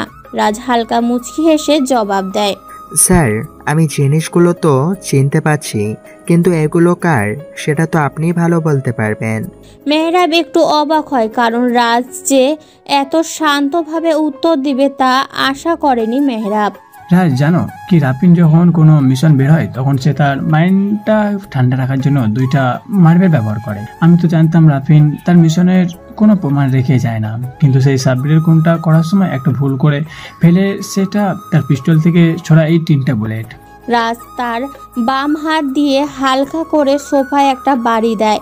মেহরাবের চোখ এড়ালো না, সে শান্ত একটা মুচকি হাসে। রাজ নিজেকে স্বাভাবিক করে মেহরাবকে বলে, স্যার, আজকে থানায় যাব না? সময় তো প্রায় হয়ে গেছে, রেডি হই নাকি? মেহরাব রিমিকে উদ্দেশ্য করে বলে, রিমি তুমি দাঁড়িয়ে আছো কেন? এসে আমাদের পাশে বসো। রিমি তার বাবার কথা অনুযায়ী তার পাশে যে বসে। এবার রাজকে উদ্দেশ্য করে বলে, না, আজ থানায় যাব না, আমি তোমাদের একটা গল্প বলবো, কি শুনবে তো রাজ? রাজ মেহরাবের এমন কথা আশা করছিল না। রাজের কেন জানি মনে হচ্ছে আজ এই শহরে তার ছদ্মবেশী পরিচয়টা প্রকাশ হতে চলেছে। রাজ বিনয়ী কণ্ঠে বলল, স্যার, থানাতে কোনো সমস্যা না হলে আমার গল্প শুনতেও কোনো সমস্যা হবে না। মেহরাব মুচকি হাসি দেয়, যেটা রহস্যময়। রাজ, তুমি জানো, তুমি যদি পুলিশের চাকরি না করে কোনো চরিত্রে কাজ করতে তাহলে খুবই ভালো অভিনয় করতে পারতে। এখন যেমন অভিনয় করছো, কারো ধরার ক্ষমতা নেই। রাজ বুঝতে পারছে না কেন মেহরাব আজ এত রহস্যময় কথা বলছে, তবে কেন। রাজ তার মুখটাকে হালকা বাঁকা করে উত্তর দেয়, স্যার, আমি অভিনয় করতে পারবো কিভাবে, যেখানে আমি এইসব বিষয় থেকে দূরে দূরে থাকি, আর আপনি বলছেন আমি অভিনয় করি। আচ্ছা, এগুলো বাদ দাও, এখন একটা গল্প বলবো। রাজ, তুমি আবার গল্পটা শুনতে বিরক্ত বোধ করো না? রাজ তার মস্তিষ্ককে কয়েক সেকেন্ডের জন্য স্থির রেখে একবার সামনে মেহরাব ও তার পাশে বসা নীল রঙের ড্রেস পরা রিমির দিকে চেয়ে মেহরাবকে বলে, স্যার বলেন, আমি বিরক্ত বোধ করব না। মেহরাব তার চোখ থেকে চশমাটা খুলে সামনের টি টেবিলে সংবাদপত্রের ওপর রাখে। একবার রাজ ও রিমির দিকে চেয়ে মুচকি হেসে বলতে শুরু করে, সময়টা আরো অনেক বছর আগের। আমি আর রিমির মা দুজনকে ভালোবাসতাম, কিন্তু বাসা থেকে আমাদের মেনে নেয়নি। তাই আমরা সিদ্ধান্ত নিয়ে পালিয়ে যাব। আমরা চলে আসি অজানা দূর একটা শহরে। প্রায় 1 বছর পর আমাদের মাঝে সংসারে আলো ফেটে রিমি জন্ম নেয়। রিমির যখন 5 বছর বয়স, তখন আমরা আমাদের বাসায় যাই, কিন্তু ভাগ্য খারাপ হলে যা হয়, আমাদের কেউ মেনে নেয় না। কিন্তু আমার আপন বড় ভাই আরমান আমাদের যেতে দেয় না। সবাইকে ভালো করে বুঝিয়ে আমাদের মেনে নিতে বলে। সবাই ভালোভাবে চলছিল, কিন্তু হঠাৎ একদিন এমন একটা ঘটনা ঘটলো। একবার রাজ ও রিমির দিকে চেয়ে মুচকি হেসে বলতে শুরু করে। মেহরাব এবার একটু থামে, সামনে বসে থাকা রাজের দিকে তাকায়, দেখে রাজ খুবই শান্ত আর আগ্রহের দৃষ্টিতে চেয়ে আছে। মেহরাব একটু মুচকি হাসে। রাজের থেকে দৃষ্টি সরিয়ে নিয়ে পাশে বসে থাকা রিমির দিকে তাকায় মেহরাব। রিমি খুবই আগ্রহ নিয়ে বসে আছে কখন আবার বলা শুরু করবে, কারণ এটা কোনো গল্প নয়, মেহরাবের জীবনের একটা অংশ। রিমিকে কখনো মেহরাব তার ছেলেবেলার কথা বলেনি, কিন্তু আজ হঠাৎ বলছে, তাই সে একটু অবাক হয়। মেহরাব সময় নষ্ট করতে চায় না, তাই আবারও বলতে শুরু করে, আমাদের সবকিছু সুখে চলছিল, কিন্তু এক রাতের ব্যবধানে সব শেষ হয়ে যায়।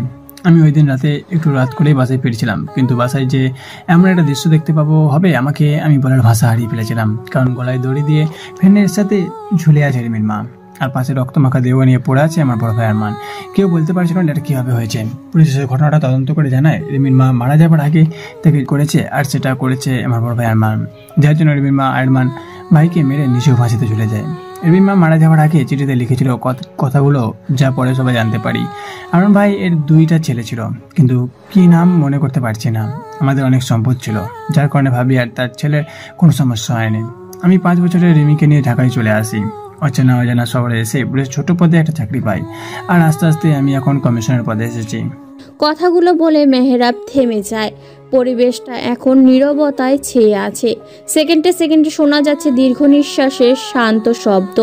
রিমির চোখে পানি চিকচিক করছে, যেন চোখের পলক ফেললেই পানি বেরিয়ে পড়বে। তার মনে পড়ে যায় ছোটবেলার সেই ভয়ঙ্কর ঘটনা। সকালবেলা উঠে রিমি দেখতে পায় তার মা ফ্যানের সাথে ঝুলে আছে, জিহ্বাটা অর্ধেক বেরিয়ে আছে। রিমি এটা দেখে কান্না শুরু করে, কিন্তু তার কান্না থামানোর মতো কেউ সেখানে ছিল না, কারণ তার জননী পৃথিবী ছেড়ে চলে গেছে। রিমি আর কিচ্ছু মনে করতে পারে না, কারণ সে প্রতিদিন রাতে এই স্বপ্নটাই দেখে। রিমির চোখ জোড়া থেকে অঝরে পানি পড়তে থাকে। মেহরাব রিমির কান্না থামায় না, কারণ সে আজ তার ছোট্টবেলার কথা শুনে ইমোশনাল হয়ে পড়েছে। মেহরাবের বলা ঘটনাটা শুনে রাজের ছেলেবেলার কথা মনে পড়ে যায়, কিন্তু সে তার অতীত নিয়ে ভাবতে চায় না, কারণ মানুষ অতীত নিয়ে বেশি ভাবলে তার ভবিষ্যৎ নিয়ে চিন্তা কমে যায়। রাজ অতীতকে নিয়ে ভাবে না, সে ভবিষ্যৎ নিয়ে একটু বেশি চিন্তায় করে। তবে ঘটনাটা রাজের কাছে পরিচিতই মনে হচ্ছে। মেহরাব রাজকে জিজ্ঞাসা করে, রাজ, তোমার দেশের বাড়ি যেন কোথায়? চট্টগ্রামে কোনো এক গ্রামে। আচ্ছা রিমি, তুই কি এমন কাউকে ভালোবাসবি যে কিনা প্রতিদিন রাতে রক্ত নিয়ে খেলা করতে ভালোবাসে? রিমি চমকে ওঠে, কেন তার বাবা তাকে এমন প্রশ্ন করলো। বুঝতে পারছে না যে সে এই প্রশ্নের জবাব কি দিবে। রিমির মনে পড়ে যায় রাজের ওই দিনের কথাটি। রিমি আমতা আমতা করে বলে, না বাবা, তেমন কাউকে আমি আমার জীবনের সাথে জড়াবো না। রাজ প্রশ্নটা শুনে অবাক হয়ে যায়। অধীর আগ্রহ নিয়ে রিমির উত্তরের অপেক্ষা করে। রিমির উত্তর শুনে রাজ নিচের দিকে চেয়ে মুচকি হাসে। রিমি, আমি জানি তুমি রাজকে পছন্দ এবং ভালোবাসো। আচ্ছা, যদি তুমি শোনো তুমি তাকে ভালোবাসো, তার বাবা তোমার মায়ের মৃত্যুর জন্য দায়ী, তাহলে কি তুমি তাকে ভালোবাসবে? মেহরাবের কথাটা শুনে রাজ শান্ত হয়ে নিজের জায়গায় বসে আছে, কিন্তু রিমি বসা থেকে উঠে দাঁড়ায়, তার বাবাকে প্রশ্ন করে ফেলে। কি বলতে চাচ্ছ বাবা, বুঝিয়ে বলো, আমি বুঝতে পারছি না। রিমি, তুমি হয়তো ভালো করে জানো না, তোমার সামনে যে দাঁড়িয়ে আছে সে আসলে কোনো পুলিশ অফিসার না, সে আমারই বড় ভাই আরমানের ছেলে। কথাটা শুনে রাজ নিজের জায়গায় শান্ত হয়ে বসে আছে। মেহরাব জানতো রাজ কেবল ঠান্ডা মাথায় গেম খেলতে ভালোবাসে, কিন্তু তার যে আসল পরিচয় ফাঁস হয়ে গেছে সেই দিকে তার কোনো চিন্তাই নেই। এমনভাবে বসে আছে যেন এখানে কিছু ঘটেইনি। রাজ নিজের জায়গায় বসে আছে আর মুচকি হেসে মেহরাবকে বলে, স্যার, আপনার সামনে কি আমি একটা সিগারেট চালাতে পারি? মেহরাব অবাক হয়ে কিছুক্ষণ চেয়ে থাকে রাজের দিকে। সিগারেট খাওয়ার কোনো অনুমতি সে দিবে না রাজকে, কিন্তু মেহরাবকে আবারও অবাক করে দিয়ে রাজ পকেট থেকে একটা সিগারেট প্যাকেট বের করে একটা সিগারেট মেহরাবকে দেয় আর একটা নিজের ঠোঁটে চাপে। মেহরাব সিগারেটটা হাতে নিয়ে ময়লার ঝুড়িতে ফেলে দেয়। রিমি কেবল বোকার মতো চেয়ে আছে রাজের সিগারেট টানার দিকে। ডান হাতে 2টা মার্বেল আর বাম হাত দিয়ে সিগারেট টানছে। মেহরাব রিমিকে বলে, রিমি, তুমি এখন রুমে যাও, আর আশা করি তুমি বুঝতে পেরেছ আমি কেন ওই দিন তোমাকে রাজের থেকে দূরে থাকার বলেছিলাম। বাবা, আমি রাজের সাথে একান্তে কথা বলতে চাই। রাজ কিছু বলে না, নিজের মতো করে সিগারেট টানছে। মেহরাব উচ্চস্বরে বলে, রিমি, তোমাকে আমি যেতে বলেছি, একটা ক্রিমিনালের সাথে তোমার কোনো পার্সোনাল কথা নেই। রিমি সোফা ছেড়ে উঠে দাঁড়ায় না। রাজ মুচকি হেসে বলে, স্যার, আমাকে এখন কি করবেন? থানায় নিয়ে যাবেন? লাভ নেই, লাভ নেই। পৃথিবীতে এখনো কোনো জেল নেই যেখানে এই রাজকে আটকে রাখবে। এটাই, তুই নিজের বিপদ নিজে ডেকে এনেছিস। তোকে বলেছিলাম আমার সাথে মাইন্ড গেম খেলতে, তুই রাজি হয়ে গেলি। গেমটা শুরু করেছিস তুই, কিন্তু শেষ করবো আমি। গেম? Mind game? আমি খেলতে যেমন ভালোবাসি ঠিক তেমনই অন্যকে দিয়ে খেলাতেও ভালোবাসি। আমাকে তুই থানায় নিয়ে 5 মিনিটও রাখতে পারবি না, কারণ এর আগেই রাষ্ট্রপতি ফরহাদ আমাকে বের করে আনবে। মেহরাবও শব্দ করে হেসে হেসে বলে, আচ্ছা, তোকে নিয়ে গিয়ে আমি 5 মিনিটও রাখতে পারবো না, তাই তো? তুই দেখবি আমার কি ক্ষমতা। তোকে মেহরাব আর কথা বলতে পারে না। মেন দরজায় কেউ কলিং বেল বাজাতে থাকে। রিমি কলিং বেলের আওয়াজে চমকে ওঠে। দাঁড়িয়ে একবার সোফায় বসে থাকা রাজের দিকে তাকায়, আরেকবার দরজার দিকে তাকায়। রিমি তাড়াতাড়ি যে দরজাটা খুলে দেয়। সামনে দাঁড়িয়ে থাকা আগন্তুকটাকে দেখে রিমি অবাক হয়ে যায় আর সোফায় বসে থাকা রাজের শব্দ করে হাসতে থাকে। রিমি ভাবতেও পারেনি এত সকালে রাষ্ট্রপতি ফরহাদ তাদের বাড়িতে আসবে। ফরহাদকে দেখে রাজ একটু শব্দ হাসে। মেহরাব নিজের জায়গায় আরাম করে বসে আছে। ফরহাদকে দেখে যে অবাক হবে, কিন্তু সে তা হচ্ছে না। তাকে দেখে মনে হচ্ছে সে ফরহাদকে আগের থেকেই আসবে এখানে, সেটা মেহরাব জানতো। ফরহাদ যে সিঙ্গেল সোফায় বসে। রাজ সিগারেটের প্যাকেট থেকে একটা সিগারেট বের করে ফরহাদের সামনে ঢিল মারে। ফরহাদ রাজের কাহিনী দেখে একটু মুচকি হাসে। রাজ সিগারেটের বিষাক্ত ধোঁয়াগুলো ওপরের দিকে ছেড়ে মেহরাবকে উদ্দেশ্য করে বলে, মেহরাব, আমি বলেছিলাম পৃথিবীতে এমন কোনো জেল নেই যেখানে আমাকে আটকে রাখবে। তুই আমাকে ধরার জন্য 5 বছর ধরে পড়ে আছিস, কিন্তু আজ আমি তোর সামনে বসে আছি, কিন্তু তুই আমাকে কিছু করতে পারবি না। তোর সাথে ফরহাদের অনেক আগে থেকেই পরিচয়। ফরহাদের নামে 19টা মার্ডার কেস রয়েছে, কিছু ডাকাতি আর ছোট ছোটখাটো কিছু মামলা রয়েছে, কিন্তু সে কিভাবে এত অল্প বয়সে রাষ্ট্রপতি হয়ে গেছে বুঝতে পারছিলাম না। আর ফরহাদের সম্পর্কে অনেক তথ্য ভুল এবং নভুল। অনেকেই বলতো রাফিনের কারণে ফরহাদ রাষ্ট্রপতি হতে পেরেছে। তুই জানিস কি রাজ পৃথিবীটা অনেক ছোট, কিন্তু এই ছোট্ট পৃথিবীতে বেঈমান লোকের অভাব নেই।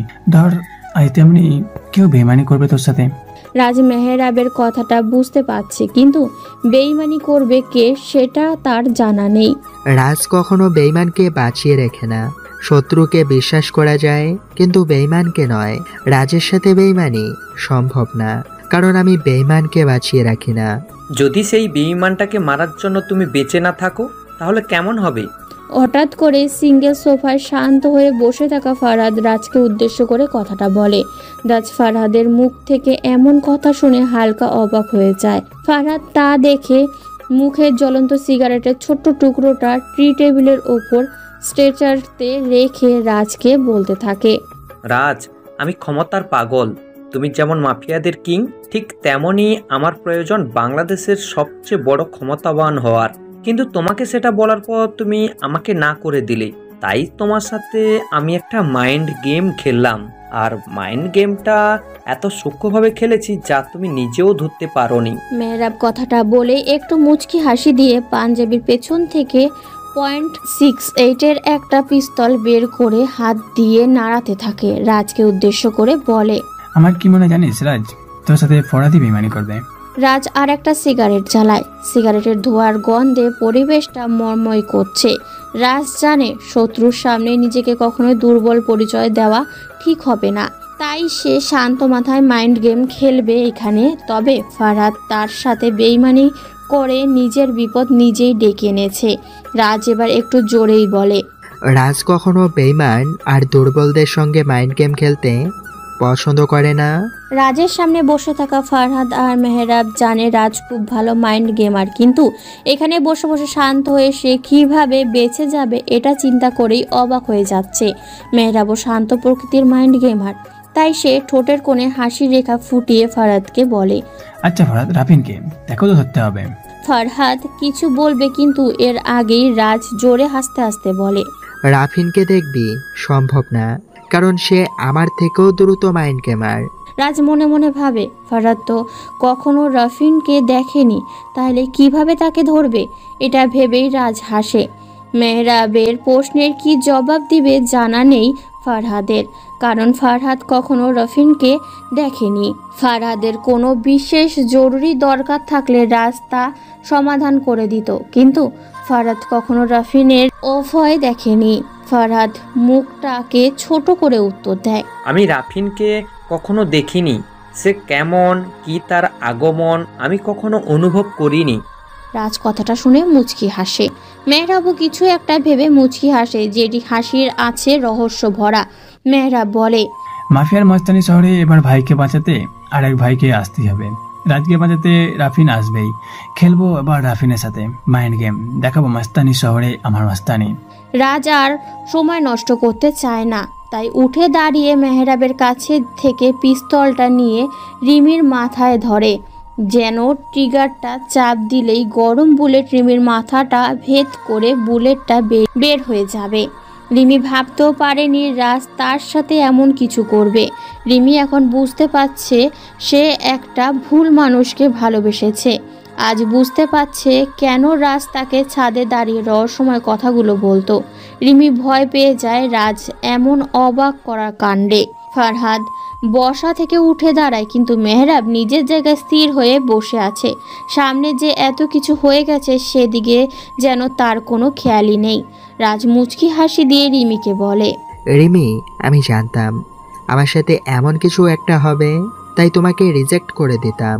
আর যদি তোমাকে ভালোবাসতাম তাহলে তোমার মাথায় পিস্তল ধরে এখান থেকে বেরিয়ে যেতে পারতাম না। রিমি, মাস্তানি শহরটা পুরো কালো। আমাদের জীবনের কোনো নিশ্চয়তা নেই, আর যারা রাফিয়ান তাদের কোনো পিছুটান থাকতে নেই। কোনো রাফিয়ানের যদি দুর্বল পয়েন্ট থাকে তাহলে তার মাইন্ড গেম খেলার চাপটা একটু বেশি থাকে। রিমি রাজের কাণ্ড দেখে সামান্য ভয় পায়, আর তার কথা শুনে রেগে বলতে থাকে, কি মনে করেছো কি আমি খেলার পুতুল? আমাকে নিয়ে তোমরা পুতুল খেলা খেলবে? রাজ, এই মুহূর্তে তুমি আমাকে ছেড়ে দাও, নয়তো এখানে কি হবে তা আমি নিজেও জানি না। কথাটা বলে রিমি রাজের থেকে ছুটে দৌড়ে রুমের দিকে চলে আসে। রাজ তার ডান পাটা দিয়ে সোফায় জোরে একটা লাথি দেয়। মেয়েরা বসা থেকে উঠে দাঁড়ায়, রাজের সামনে যেয়ে হাসতে হাসতে বলে, রাজ, তোকে এখন যেতে হবে আমার সাথে। আমি যাব না। আমাকে নিয়ে যাওয়ার চেষ্টা করলে এখানেই তোদের দুটোকে মেরে চলে যাব। কথাটা বলেই রাজের হাতে থাকা পিস্তলটা দিয়ে মেহরাবের দিকে তাক করে। মেহরাব উচ্চস্বরে হাসতে থাকে। রাজ রেগে পিস্তলের ট্রিগারে চাপ দেয়, কিন্তু কোনো বুলেট বের হয় না। পরপর 3টা চাপ দেয়, কিন্তু কোনো বুলেট বের হয় না। মেহরাব আবারও হাসতে হাসতে বলে, ভুল করলি তো রাজ তুই। তোর সাথে হালকা মাইন্ড গেম খেললাম। বলেই পাঞ্জাবির পকেট থেকে 5টা বুলেট বের করে রাজের সামনে ঝাঁকাতে থাকে। রাজ এটা সহ্য করতে না পেরে মেহরাবের পাঞ্জাবির কলার ধরতে যাবে, এমন সময় একটা গুলি করার শব্দ হয়। পেছন থেকে ফারহাদ গুলিটা করে। বুলেটটা যে রাজের বাম পায়ে লাগে। রাজ ফ্লোরে লুটিয়ে পড়ে, চিৎকার দিয়ে বলে, ফরহাদ, তুই কাজটা ঠিক করলি না। আমি জানি তোরা আমাকে এখন মারবি না, কিন্তু বলছি আমাকে মেরে ফেল, নয়তো আমি বেঁচে গেলে কিন্তু বেইমানের শাস্তি তোকে পেতে হবে। সেটা কিন্তু হবে অথবা ভয়াবহ। রাজ আর কথাটা বলতে পারে না। এর আগেই মেহরাবের ছোট্ট ট্রি টেবিলেটা দিয়ে রাজের মাথায় বাড়ি মারে। রাজের মাথা দিয়ে অঝরে রক্ত পড়তে থাকে। তার চোখ দুটো ঝাপসা হয়ে আসছে। এই তো বুঝি মৃত্যু তাকে গ্রাস করে ফেলেছে। শেষবারের মতো শুনতে পায় মেহরাব আর ফারহাদের উচ্চ স্বরে হাসির শব্দ। কিছু ছেলে রাজের কাছে এসে পূর্ণিমার আলো ছড়িয়ে পড়েছে। চারপাশে হিমের হাওয়া গতিবেগ পরিবর্তন হচ্ছে। চাঁদের আলোয় রাজের জ্ঞান ফিরে নিজেকে চেয়ারের সাথে বাঁধা অবস্থায় আবিষ্কার করে সে। চোখ জোড়া দিয়ে চারদিকে পরিবেশটা দেখছে রাজ। আশেপাশে কিছু গাছপালা আছে, মধ্যে খোলা মাঠে চাঁদের আলোয় জায়গাটা অনেকটুকু স্পষ্ট বোঝা যাচ্ছে। কিছু ছেলে হাতে AK-47 নিয়ে দাঁড়িয়ে আছে। দূরে বসে আছে কিছু পরিচিত মুখ। রাজের চোখের সামনে সকালের দৃশ্যটা ভেসে ওঠে। পেছন থেকে কেউ শক্ত কিছু দিয়ে বাড়ি দেওয়ার কারণে রাজ অজ্ঞান হয়ে যায়। এরপর কি হয়েছিল জানা নেই রাজের। রাজ জ্ঞান ফিরেছে দেখে একটা ছেলে সামনে বসে থাকা কালো পাঞ্জাবি পরা আগন্তুককে ডাক দেয়। আগন্তুকটা পেছন থেকে ডাক শুনে সেই দিকে তাকায়। আগন্তুকটাকে দেখে রাজের মুখ থেকে একটা শব্দ বেরিয়ে আসে, সালমান। রাজ যেন এটা বিশ্বাসই করতে পারছে না। সালমান তার সাথে এমন করবে? রাজের কাছে মনে হচ্ছে সে শুধু শুধু মাইন্ড গেম খেলছে। নিজের কাছে কেমন যেন হিংস্রতা আর ভয় কাজ করছে, কিন্তু শত্রুর সামনে তা প্রকাশ করা যাবে না। তাই রাজ দাঁতে দাঁত চেপে বলতে থাকে, সালমান, আমাকে এখানে ধরে আনার মানে কি? তুই জানিস না আমার এগুলো পছন্দ না? সালমান পেছন থেকে চেয়ারটা টেনে পায়ের ওপর পা তুলে বসে। সিগারেটের প্যাকেট থেকে একটা সিগারেট বের করে জ্বালায় আর এক মনে টানতে থাকে। দুজন দুজনের অনেক পরিচিত মাস্তানি শহরে দুই হিংস্র সামনাসামনি বসে আছে। কারো পরিচয় এই শহরের পুলিশ অফিসার রাজ হিসেবে, আবার আরেকজনের পরিচয় এই শহরের সন্তান সালমান ভাই হিসেবে। সালমান হাসতে হাসতে বলে, মাফিয়া কিং, রাফিয়ান সিটির কিং, মাস্টার মাইন্ড গেমার রাজ ভাই এখন বাঁধা রক্তাক্ত শরীর নিয়ে আমার সামনে বসে আসে। ভাবা যায় বিষয়টা, যেখানে কিনা রাজ ভাই নিজের ভাগ্যটা নিজেই লেখে, কিন্তু আফসোসের বিষয় হলো নিজের মাইন্ড গেমে নিজেই ফেসে গেল রাজ ভাই। কথাটা বলেই হাসতে থাকে সালমান। সালমানের কথা শুনে রাজ মুচকি হেসে কিন্তু হাসিটা প্রকাশ করে না। সালমানকে উদ্দেশ্য করে বলে, সালমান, তুই হয়তো জানিস আমি কেমন মাইন্ড গেমার। আমাকে ব্যাকআপ দেওয়ার জন্য আমার পিছনে একটা ব্যাটম্যান আছে, কিন্তু তোর কিছু ছেলে আর কিছু অস্ত্র নিয়ে রাজের সাথে এসেছি যুদ্ধ ঘোষণা করতে। সে আসবে আর আমাকে এখান থেকে নিয়ে যাবে। সালমান, আগেরবার তোকে দ্বিতীয়বার সুযোগ দেওয়াটা আমার বড় ভুল ছিল, কিন্তু আমি এবার আর কোনো ভুল করতে চাই না। রাজের কথা শুনে বাঁকা হাসে সালমান। রাফিন মাস্তানি শহরের টপ মাস্টার মাইন্ড গেমার, যার মাইন্ড গেম দিয়ে রাফিয়ান জগতের সমস্ত গুটি সাজানো হয়। রাজকে অনেকেই দেখে থাকলেও রাফিনকে খুব কম দেখা যায়, যার আভাস পাওয়া যায় ঝড়ের বেগে।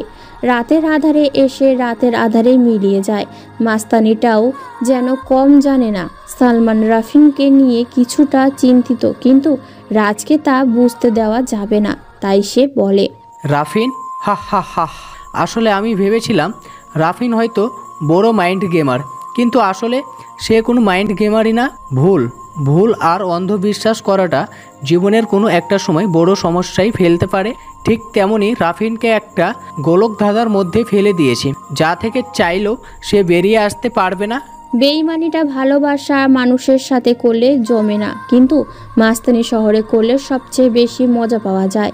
পিছন থেকে কেউ কথাটা বলে। কণ্ঠটা রাজের অতি পরিচিত, তাই সে মাথাটা হালকা ঘোরায়। মুখে লম্বা মোটা সিগারেট জ্বলছে, গলায় সোনালি কালারের মোটা চেন, সাদা শার্টের হাতগুলো ভাঙানো। চাঁদের আলো চেহারাটা স্পষ্ট বোঝা যাচ্ছে। ছেলেটা ফারহাদ। রাজ অবাক হয়ে যায় ফারহাদকে এখানে দেখে। তাহলে সেই দিনের রহস্যময় কথাটার মানে এটাই যে ফারহাদ ক্ষমতার লোভে রাজের সাথে বেইমানি করবে। কিন্তু রাজ বুঝতে পারছিল না ফারহাদ এমন একটা মাস্টার মাইন্ড খেললো তার সাথে। ফারহাদ সিগারেটে টানতে টানতে সালমানের পাশে দাঁড়ায়। পাশ থেকে একটা ছেলে চেয়ার এনে দিলে পায়ের উপর পা তুলে বসে। কেমন লাগলো আমার মাইন্ড গেমটা? তোর মাইন্ড গেম দিয়েই তোকে নিজের জালে ফাঁসিয়েছি। রাজ রাগে বাম পাটা দিয়ে মাটিতে হিট করে বলতে থাকে, ফরহাদ, আমাকে এখনই মেরে দে, নয়তো সময় যত বাড়বে আমার মাইন্ড গেম তত বেড়ে যাবে। হয়তো কিছুক্ষণ পর এখানে কেউ বেঁচে থাকবি না। তুই জানিস আমি শত্রুকে ছেড়ে দিলেও বিশ্বাসঘাতককে ছাড়ি না। সালমান আর ফারহাদ রাজের কনফিডেন্স দেখে হালকা অবাক হয়, কিন্তু তা প্রকাশ করে না। সালমান হালকা হাসে। তুই চিন্তা করিস না রাজ, রাফিন আসলেই দুইটাকে একবারে মেরে দিব। পৃথিবীতে সবাই ধোঁয়াশার মধ্যে বাস করি। তুই হয়তো জানিস রাজ আর রাফিনকে পিছন থেকে মারার সাহস সবারই থাকে, কিন্তু সামনে এসে ফুলের টোকা দেওয়ার সাহস কারণ নেই। কথাটা শুনে সালমান রেগে রাজের বাম গালে কষে একটা চড় মারে। রাজের গায়ের সকলের সাদা গেঞ্জিটা এখনো পরা। সাদা কালারের গেঞ্জি লাল রক্তে ছেয়ে গেছে। সালমানের চর খেয়ে রাজের ঠোঁট কেটে রক্ত বের হতে থাকে। হালকা লম্বা চুলগুলো ছড়িয়ে ছিটিয়ে আছে কপালের আশেপাশে। মুখে হালকা বড় বড় ঘন কালো দাড়ি। মুখে লেগে আছে রক্ত। এখনো রাজকে পুরো মাস্তান জগতের রাফিয়ান মনে হচ্ছে। সালমানের চর মারা দেখে ফারহাদ বলে, বাচ্চা ছেলেকে কেউ এমন করে চড় দেয়? তুমিও না সালমান? একে হাত দিয়ে মারবো না, মাইন্ড দিয়ে মারবো, তাহলেই মজা পাবো। ফরহাদ স্যার, উনি এখনো আসছে না কেন? আমার আর ভালো লাগতেছে না, মন চাচ্ছে এখানেই মেরে দেই কুত্তার বাচ্চাটাকে। আরে সালমান, অপেক্ষা করো। জানো তো একটা কথা, অপেক্ষা করার ফল মিষ্টি হয়। দূর থেকে গাড়ির হলদে আলোয় বোঝা যাচ্ছে কেউ আসতেছে। সাদা কালারের গাড়ি থেকে কালো কোট পরা একটা আগন্তুক নামে। মাথায় লম্বা হুডওয়ালা টুপি পরানো, যার জন্য মুখটা বোঝা যাচ্ছে না। মুখে সিগারেট লাগিয়ে রাজের কাছে আসতে থাকে। একটা ছেলে চেয়ার এনে দিলে আগন্তুকটা পায়ের উপর পা তুলে সিগারেট টানতে থাকে। এবার আগন্তুকটা তার লম্বা টুপিটা হালকা সরিয়ে রাজের দিকে তাকায়। রাজ অবাক হয়ে যায়, মুখ ফুটে বলে, মেহরাব হাসতে থাকে আর রাজকে বলতে থাকে, রাজ, তোকে একদিন চ্যালেঞ্জ করে বলেছিলাম আমার সাথে মাইন্ড গেম খেলতে, তুইও রাজি হয়ে গেলি। বাহ, শুরু করলাম মাইন্ড স্টার গেম খেলা। আসলে আমি অনেকটা বোকা, নাহলে 5 বছর ধরে যাকে ধরার জন্য এত কিছু করছি সে আমাকে বোকা বানিয়ে আমার সাথে আমার বাসায় থেকেছে, অথচ আমি বুঝতে পারিনি। তুই ভালোই খেলছিলি, কিন্তু একটা জায়গায় এসে ভুলটা করে ফেলেছিস। জানিস কোনটা? শুন তাহলে। সাপলি লাশের পাশে 2টা মার্বেল পাওয়া যায়, যেটা আমি আর সাইফুল ছাড়া আর কেউ জানতো না। আমি জানতাম রাফিন তার মাথা ঠান্ডা রাখার জন্য 2 হাতে 2টা মার্বেল ব্যবহার করতো, তাই আমি শিওর হয় যে সাপলের কোনটা রাফিনই করেছে। আমি প্রতিদিনই লক্ষ্য করতাম তোর বাম পাশে সবসময় 2টা মার্বেল থাকতো। মাঝে মধ্যে তোর কেবিনে গেলেও মার্বেল তোর টেবিলের উপর রাখা থাকতো, কিন্তু আমি বুঝতে পারিনি যে তুই ছিলি আসল খনি। ইকবালের কিছু কথায় তোর উপর আমার সন্দেহ হয়, তাই তোর কেবিনে গিয়ে তোর কিছু কথা শুনে ফেলি আর তার উপর সন্দেহের জাল বিছিয়ে দিই। ফরহাদ তোকে এই শহরে পাঠিয়েছে, হঠাৎ কেন পাঠালো সেটা বুঝতে পারছিলাম না। আমি চিন্তা করতে থাকলাম যে ফরহাদ এত অল্প বয়সে কীভাবে রাষ্ট্রপতি হলো, তাই ফরহাদের সম্পর্কে তথ্য বের করতে থাকলাম। কিন্তু ফরহাদের কোনো ভেজাল ছিল না, তবে ফরহাদও একটা ভুল করেছিল, যেটা আমার জন্য রহস্য উন্মোচন করার জন্য ধাপে এগিয়ে নিতে সাহায্য করে। ভুলটা হলো কিছু সার্টিফিকেটের ভিন্ন ভিন্ন পরিচয় দেওয়া। খুনির পিছনে আর নিজের মাইন্ড গেমটা খেলাতে চায় না, বন্ধ দিলাম। কিছুদিনের জন্য লেগে পড়লাম ফরহাদের পিছনে আর তার সম্পর্কে সব তথ্য পেয়ে যাই। ফরহাদের সাথে একটা পার্সোনাল মিটিংয়ের আয়োজন করলাম। ফরহাদও রাজি হয়ে গেল। এক এক করে যখন সব যত ফরহাদের সামনে রাখতে শুরু করি, সে এটা দেখে ঘরে ঘাবড়ে যায়। আমি তাকে একটা অফার করি, রাফসান আর রাফিনকে আমার চাই, এর বদলে আমার কাছে যতগুলো তথ্য আছে সবগুলো তাকে দিয়ে দেবো। মেহরাব কথাগুলো বলে এবার থামে। হাতে থাকা সিগারেটটা শেষ হয়ে আসছে। মেহরাব আর একটা টান দিবে, শেষ অংশটুকুর মাটিতে ফেলে দেয়। মেহরাবের কথা শুনে রাজ অবাক হয়ে যায়, কারণ সে মেহরাবকে যতটা বোকা ভেবেছিল ততটা সে না। রাজ নিজেকে কেমন যেন একাকিত্ব অনুভব করছে, যেন আজ তার মাইন্ড গেম খেলার দিন। এতদিন সে সবাইকে মাইন্ড গেমের গুটি হিসেবে ব্যবহার করত, কিন্তু আজ নিজেই অজান্তেই সেই আরেকজনের মাইন্ড গেমের গুটি হিসাবে চলছে। রাজ এখন বেঁচে যাবে যদি সে তার শেষের মাইন্ড গেমার গুটিটা চালাতে পারে। রাজ হি করে হেসে সবাইকে উদ্দেশ্য করে বলে, আমাকে এখনই মেরে দে। আমি যদি কোনোভাবে বেঁচে যাই তাহলে কিন্তু একটাকেও ছাড়বো না। সব কটাকে পৃথিবীর শেষ প্রান্তে হতে ধরে নিয়ে আসবো। পিস্তলের বুলেট মিস হতে পারে, কিন্তু এই রাফসানের কথা কখনো মিস হয় না। তাই বলছি, আমাকে মেরে দে।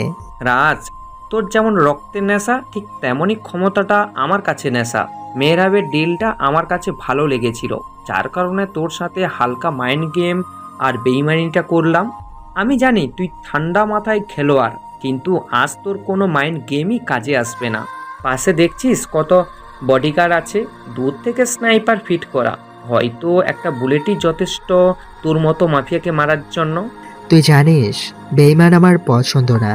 আমি বেইমানকে খুবই কষ্ট দিয়ে মারি, আর রাফসান সব জায়গায় তার মাইন্ড গেম খেলতে প্রস্তুত। আমি আমার শত্রুকে দ্বিতীয়বার সুযোগ দেই, কিন্তু বেইমানকে কোনো সুযোগ দেই না। রাফিন চলে এলে তোরা আর কিছু করতে পারবি না। এখনই আমাকে মেরে দে। রাজ, তোর জন্য আমার অনেক কষ্ট লাগছে। কেমন করে নিজের হাতে তোদের দুইটাকে মারবো, একসাথে গ্যাং লিড দিতাম, কিন্তু কোনো এক অজানা কারণে আমি তোদের সাথে বেইমানি করলাম। সুযোগ তৈরি করে তোদের সাথে ছোট একটা মাইন্ড গেম খেললাম। রাফি তার গাড়িটা রাস্তার পাশে দাঁড় করায়। গাড়ি থেকে নেমে আশেপাশে তাকায়। কিছু লোক কোট পরা ছেলে হাতে AK-47 নিয়ে দাঁড়িয়ে আছে। দূরে 3টা গাড়ি রাখা আছে, একটা গাড়ির আলো জ্বালানো। সেই আলোয় স্পষ্ট বোঝা যাচ্ছে একজনকে চেয়ারের সাথে বেঁধে রাখা হয়েছে। তার সামনে 3 জন বসে বসে সিগারেট টানছে, হয়তো কোনো আগন্তুকের অপেক্ষায় বসে আছে। রাফি তার হাতের পিস্তলটা রিলোড দিয়ে পেছনের প্যান্টে গোজে। রাফি সামনের দিকে এগোতে যাবে, এমন সময় তার সামনে স্নাইপারের বুলেট এসে পড়ে। রাফি 2 পা পিছিয়ে যায়, আশেপাশে তাকিয়ে দেখে একটা ছেলে হাতের ইশারায় তাকে জিজ্ঞাসা করছে রাফির পরিচয়। রাফি কিছু না বলে চেয়ারে বসে থাকা লোকগুলোর কাছে যায়। চেয়ারের বেঁধে রাখা ছেলেটার মাথাটা নিচু করে বসে আছে। এবার হালকা করে সে তার মাথাটা উঁচু করে। রাফি অবাক হয়ে যায় রাজকে এভাবে বাঁধা অবস্থায় দেখে। দৌড়ে রাজের কাছে যায়। রাজ আগন্তুকটাকে দেখে জোরে জোরে হাসতে হাসতে ফারহাদ, সালমান, মেহরাবকে উদ্দেশ্য করে বলে, মারতে পারলি না আর আমাকে। অনেক সময় দিয়েছি, কিন্তু মাইন্ড গেম খেলার জন্য আমাকে মারলি না। এবার আর আমি সেই ভুল করব না। আমার পিস্তল থেকে 3টা বুলেট বের হবে, সেগুলো সব তোদের 3টার কপালে। No more chance. রাজের এমন জোরে জোরে হাসা আর কথাগুলো শুনে সবাই আগন্তুকটার দিকে তাকায়। দেখে লম্বা কালো কোট, মুখে কাটা মাস্ক, আঙুল বের করা কালো মোজা, মাথায় বড় হুডওয়ালা টুপি, যার জন্য মুখটা স্পষ্ট বোঝা যাচ্ছে না। আগন্তুকটা মাফিয়াদের স্টাইলে সিগারেট টানছে। কেউ বুঝতে পারছে না কে এই অজানা আগন্তুক। তাই সালমান চিৎকার দিয়ে বলে, ফরহাদ, এইটা রাফিন। আমি ওকে দেখিনি, কিন্তু ওর আগমন সম্পর্কে আমার অজানা নয়। আমি Rafin, master mind gamer in mafia city. এই শহরে কোনো এক মাস্টার গেম খেলতে ছদ্মবেশ নিয়ে আসা।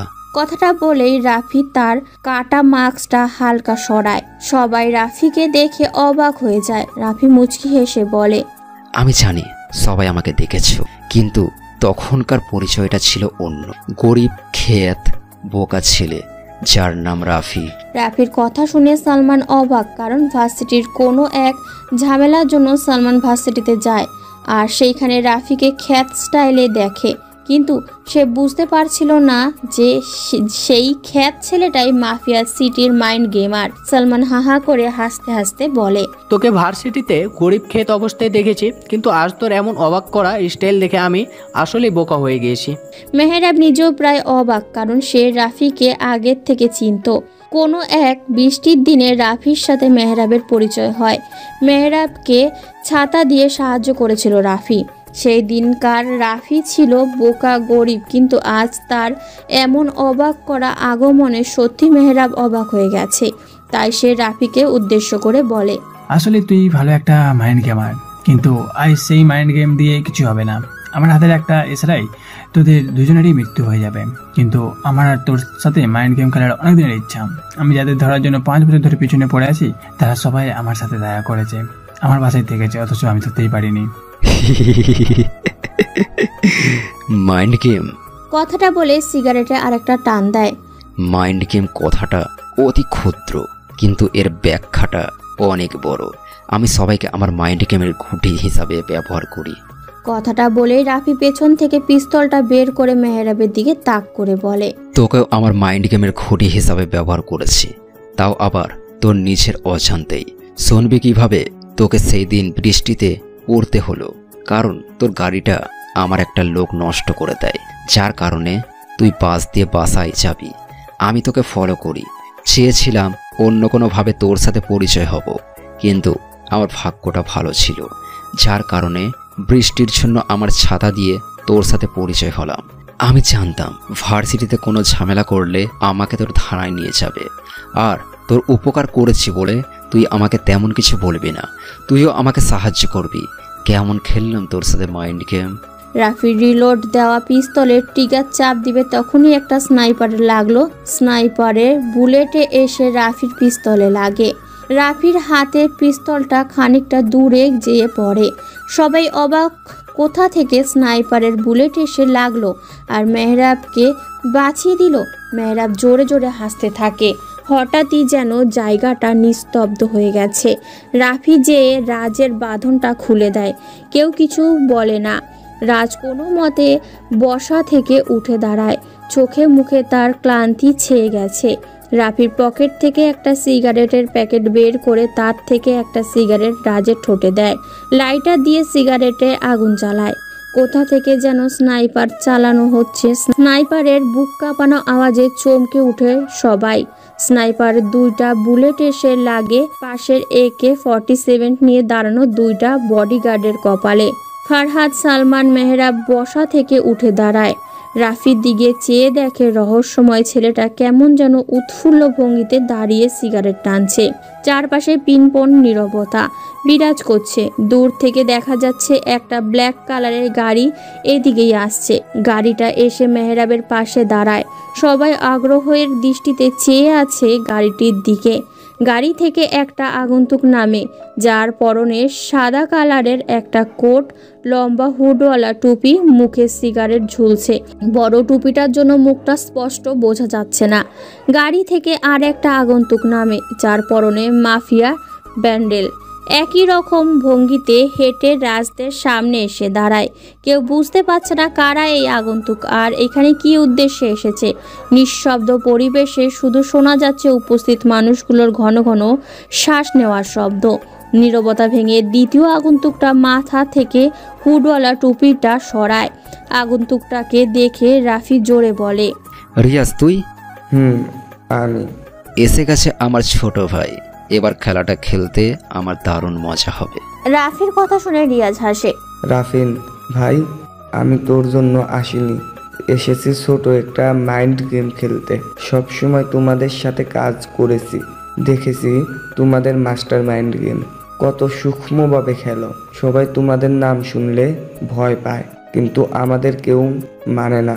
আমরা চাই ক্ষমতা, পাওয়ার, যেটা পেতে হলে তোমাদের সরাতে হবে। তাই ছোট একটা মাইন্ড গেম খেলতে চলে এলাম। রিয়াজের কথা শুনে রাজ অবাক হয়ে বলে, রিয়াজ, ক্ষমতা লাগলে আমাকে বলতি, দিয়ে দিতাম, কিন্তু পিছন থেকে বেইমানিটা না করলেও পারতি। আমার সাথে শত্রুতা করিস না রিয়াজ। পিস্তলটা তোরই থাকবে আর লাশটাও তোরই পাওয়া যাবে। আমি আমার শত্রুকে খুবই কষ্ট দিয়ে মারি। রিয়াজের পাশে থাকা সাদা কোট পরা আগন্তুকটার অর্ধেক পোড়া সিগারেটটা মাটিতে ফেলে বলতে থাকে, মাইন্ড গেম, হ্যাঁ, কত বছরের অপেক্ষায় আজ আমার গেমটা সম্পূর্ণ হবে। মাস্তানি জগতে এর মাফিয়া কিং হতে চেয়েছি, কিন্তু কিছু বন্ধু নামক শত্রুর জন্য তা পারিনি। আজ আমার সেই আনন্দিক দিনগুলো চলে এসেছে। আজ হবে ফাইনাল মাইন্ড গেম খেলা। যে যত বেশি মাইন্ড গেম খেলবে তার হবে জয়, আর যে পারবে না তার হবে মৃত্যু। মেহরাবের কাছে আগন্তুকের গলার কণ্ঠ খুবই পরিচিত মনে হচ্ছে, তাই সে আগন্তুককে উদ্দেশ্য করে বলে, কে তুই আর কিসের মাইন্ড গেমের কথা বলছিস? আগন্তুকটা একটু শব্দ করে হেসে মাথার হুডওয়ালা টুপিটা সরায়। মুখে ক্লিন শেপ দেওয়া মুখটা শ্যামলা বর্ণের, ঠোঁটগুলো অনেক কালো মনে হয়, দিনের অনেক সিগারেট টানে। আগন্তুকের চেহারাটা দেখে কম বেশি সবাই অবাক হয়ে চেয়ে আছে। হাই গাইস, আই এম আনাফ, যাকে সবাই ঢাকার টপ বিজনেসম্যান আনাফ চৌধুরী বলে জানে। কিন্তু বিজনেস ছাড়া আমার একটা আলাদা জগৎ আছে, তা কেবল আমিই জানি। আনাফ সাহেব, আপনি এটা কিভাবে সম্ভব? হ্যাঁ, আমি অবাক হয়েছিস মনে হয়? পৃথিবীতে মানুষের কাছে অসম্ভব বলতে কিছুই নেই।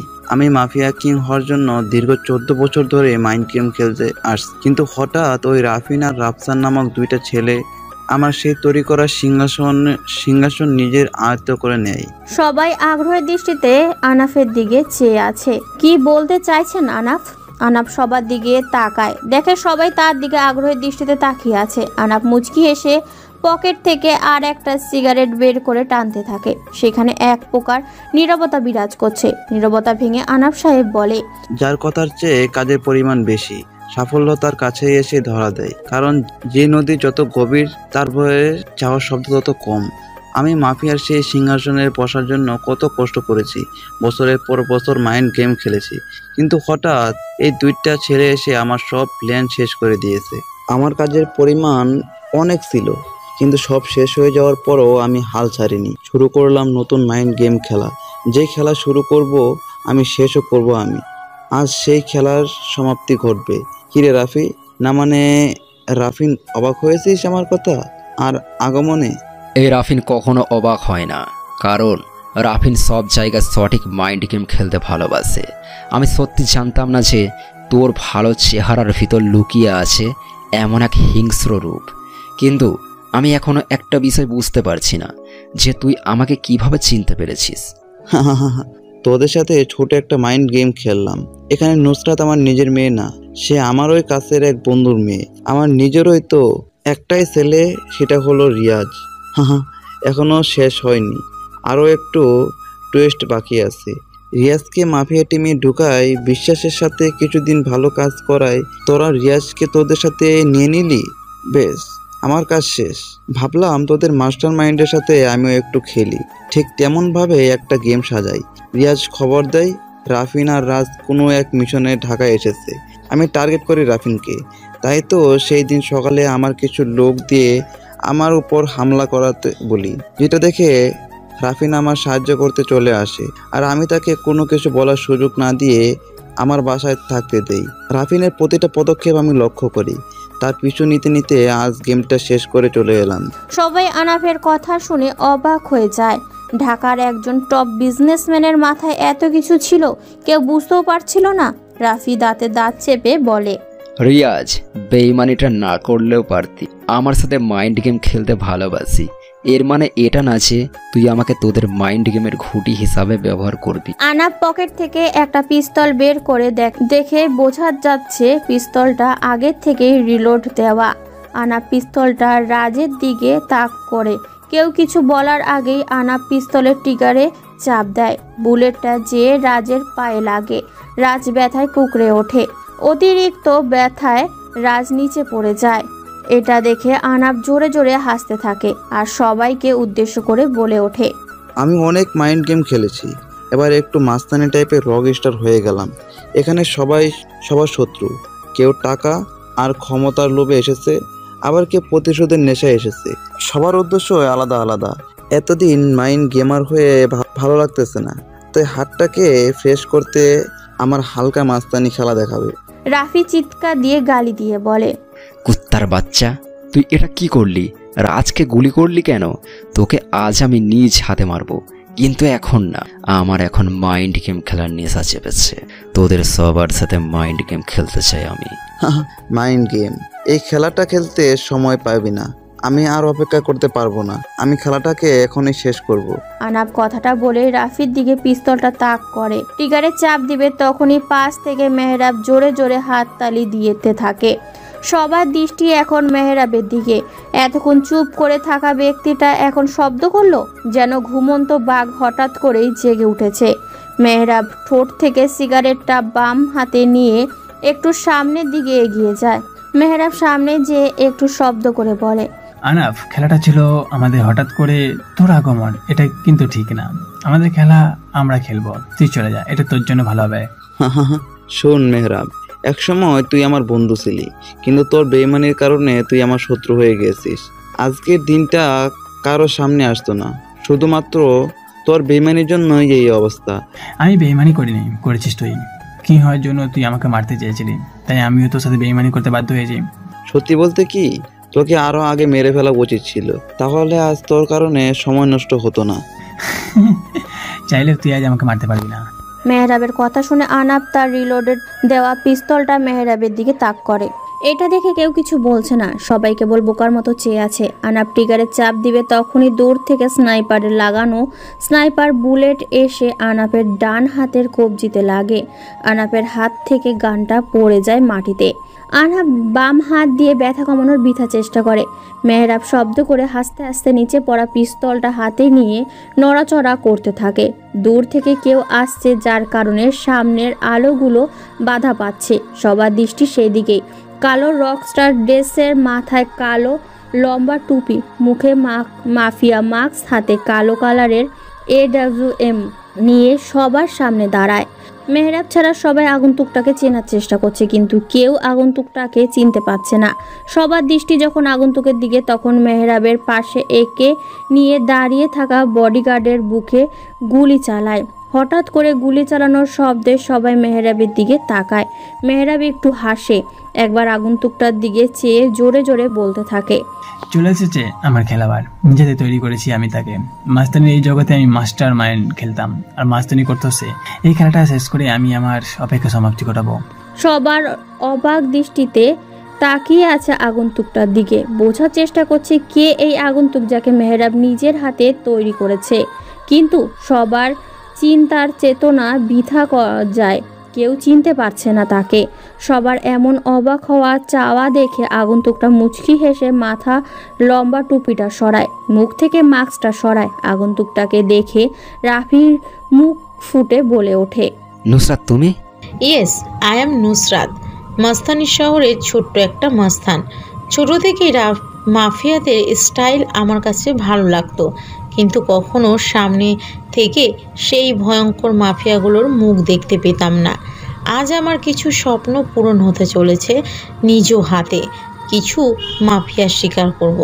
কথাটা বলেই AWMটা রিয়াজের দিকে তাক করে। চোখের পলকে আগে নুসরাতের স্নাইপার থেকে একটা বুলেট যে রিয়াজের কপালটা ভেদ করে বাইরে চলে যায়। পাশে দাঁড়িয়ে থাকা আনাব যেন বিশ্বাসই করতে পারছে না নুসরাত এমন কিছু করবে। আনাব ভয় পেয়ে যায়। নুসরাত স্নাইপারটা রিলোড দিয়ে আনাফের দিকে তাক করে বলে, get ready for death mister Anaf. Anab কথাটা শুনে ভয়ে একটা ঢোক গিলে বলে, নুসরাত, তুই তো আমার একমাত্র মেয়ে, তুই আমার সাথে এটা কিভাবে করতে পারিস? হাত থেকে গানটা নামা, আমার লেগে যেতে পারে। আমি জানি মিস্টার আনাফ, আপনি আমার বাবা না।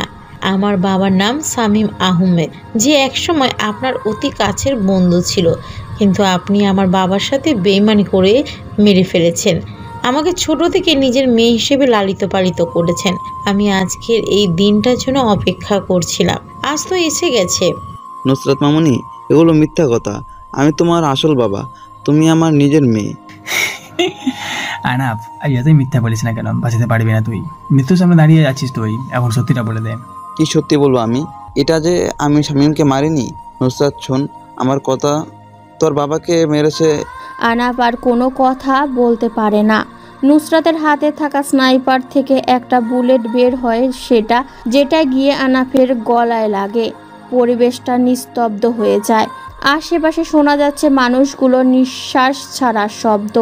এবার নুসরাত বলে, মেহরাব সাহেব, আমার বাবার মৃত্যুর প্রতিশোধ নেওয়া শেষ। এবার আপনার খেলাটা শেষ করার পালা। কাকে শেষ করতে হবে? মেহরাবের হাতে থাকা সিগারেটটা প্রায় শেষের দিকে চলে এসেছে। একটা জোরে টান দিয়ে ধোঁয়াগুলো নিরবিচ্ছিন্ন মুক্ত বাতাসে ছেড়ে দেয়। তিনি এবার বেশ গম্ভীর গলায় বলতে থাকে, গেম খেলা শেষ, কিন্তু অ্যাকশন তো এখনো শুরু হবে। নুসরাত আমার মাইন্ড গেমার সেই মাস্তান।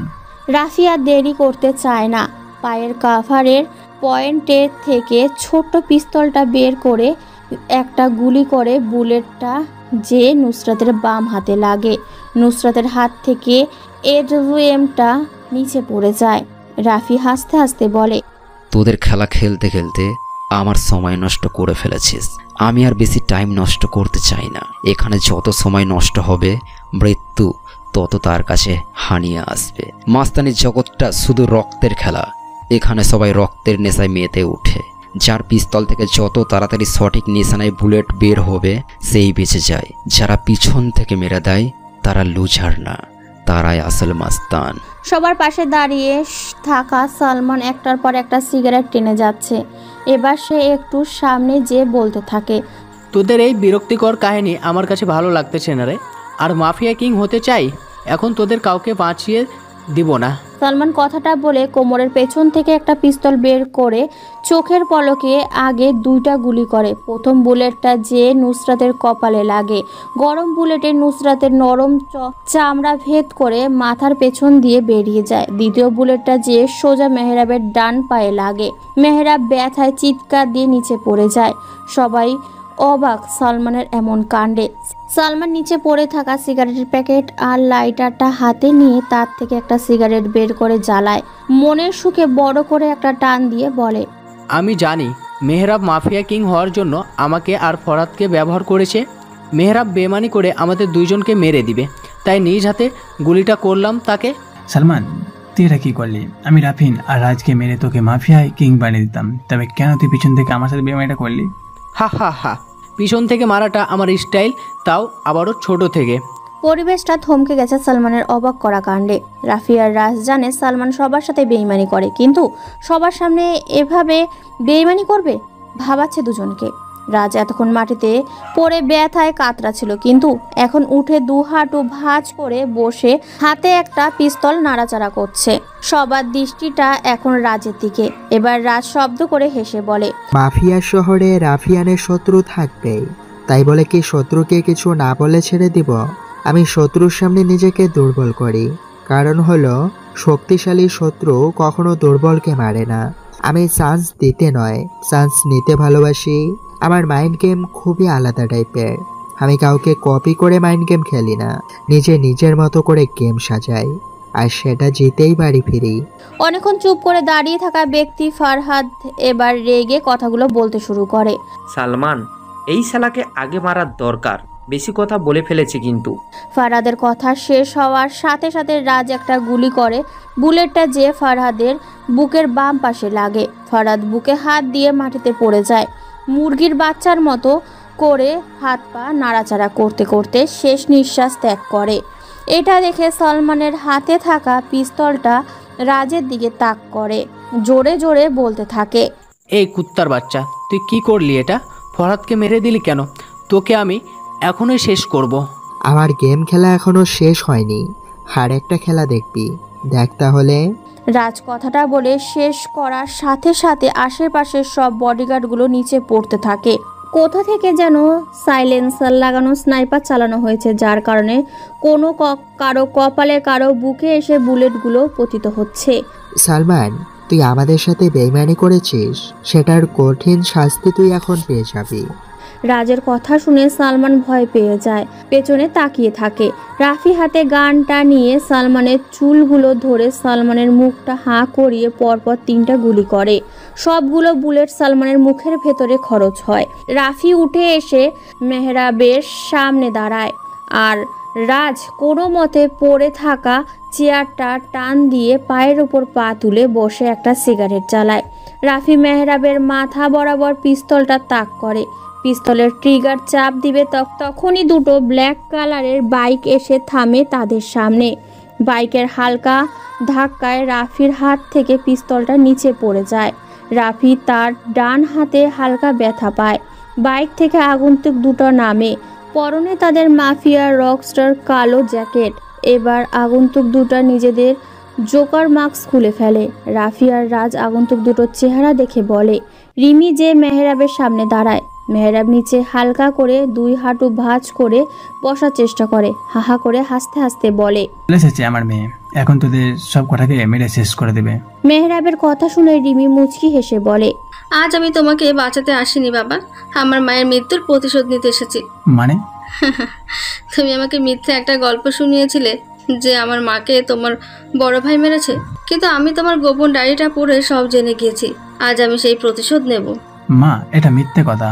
মেহরাব আর কথা বলতে পারে না। এর আগেই রিমি পেছন থেকে 2টা পিস্তল বের করে গুলি করতে থাকে। যতক্ষণ না পর্যন্ত বুলেট শেষ হয় ততক্ষণ পর্যন্ত গুলি করতে থাকে। মেহরাব ফ্যাল ফ্যাল করে আছে আকাশের দিকে। রিমি পিস্তল 2টা নিচে ফেলে দিয়ে রাজদের কাছে আসে। রিমি যে রাজের পাশে দাঁড়ায়। জান্নাত রাফির পাশে এসে হাঁটু ভাঁজ করে রোমান্টিকভাবে প্রপোজ করা স্টাইলে বসে বলতে থাকে, জীবনটা অনেক সুন্দর। যদি কারো ভালোবাসায় এ জীবন পূর্ণতা পায়, যদি কেউ তোমার কষ্টটা ভাগ করে নিতে চায় আর আমি তোমার কষ্টগুলো নিতে চাই, আমার সকল আনন্দ তোমার মাঝে বিলিয়ে দিতে চাই, ভালোবেসে সারা জীবন ভালোবাসায় বেঁধে রাখবো। যদি একটি বার সাড়া দাও, বিধা দাও, কষ্ট পাবে যদি তুমি আমার না হও। জীবনে মরণে বেঁধে রাখিব প্রিয়তম জনম জনম ধরে, সখা যদি হাত দুটি বাড়াও। ভালোবাসার সংজ্ঞা আমার জানা নেই। যদি কাউকে দেখার জন্য বারবার মন আনচান করার নাম ভালোবাসা হয়, তবে আমি তোমাকে ভালোবাসি। যদি শয়নে স্বপনে তাকে নিয়েই হৃদয় মাঝে ছবি আঁকানোর নাম ভালোবাসা হয়, তবে আমি তোমায় ভালোবাসি। যদি অনুমতি দাও, সারা জীবন ভালোবাসতে চাই। ভালোবাসি রাফি, অনেক অনেক ভালোবাসি তোমাকে। শুরু হয়ে যায় বৃষ্টি। রাফি জান্নাতকে নিচ থেকে উঠে দাঁড় করিয়ে জড়িয়ে ধরে। এটা দেখে রাজ ও রিমি মুচকি হেসে দুজনকে ভালোবাসার আবেশে জড়িয়ে ধরে।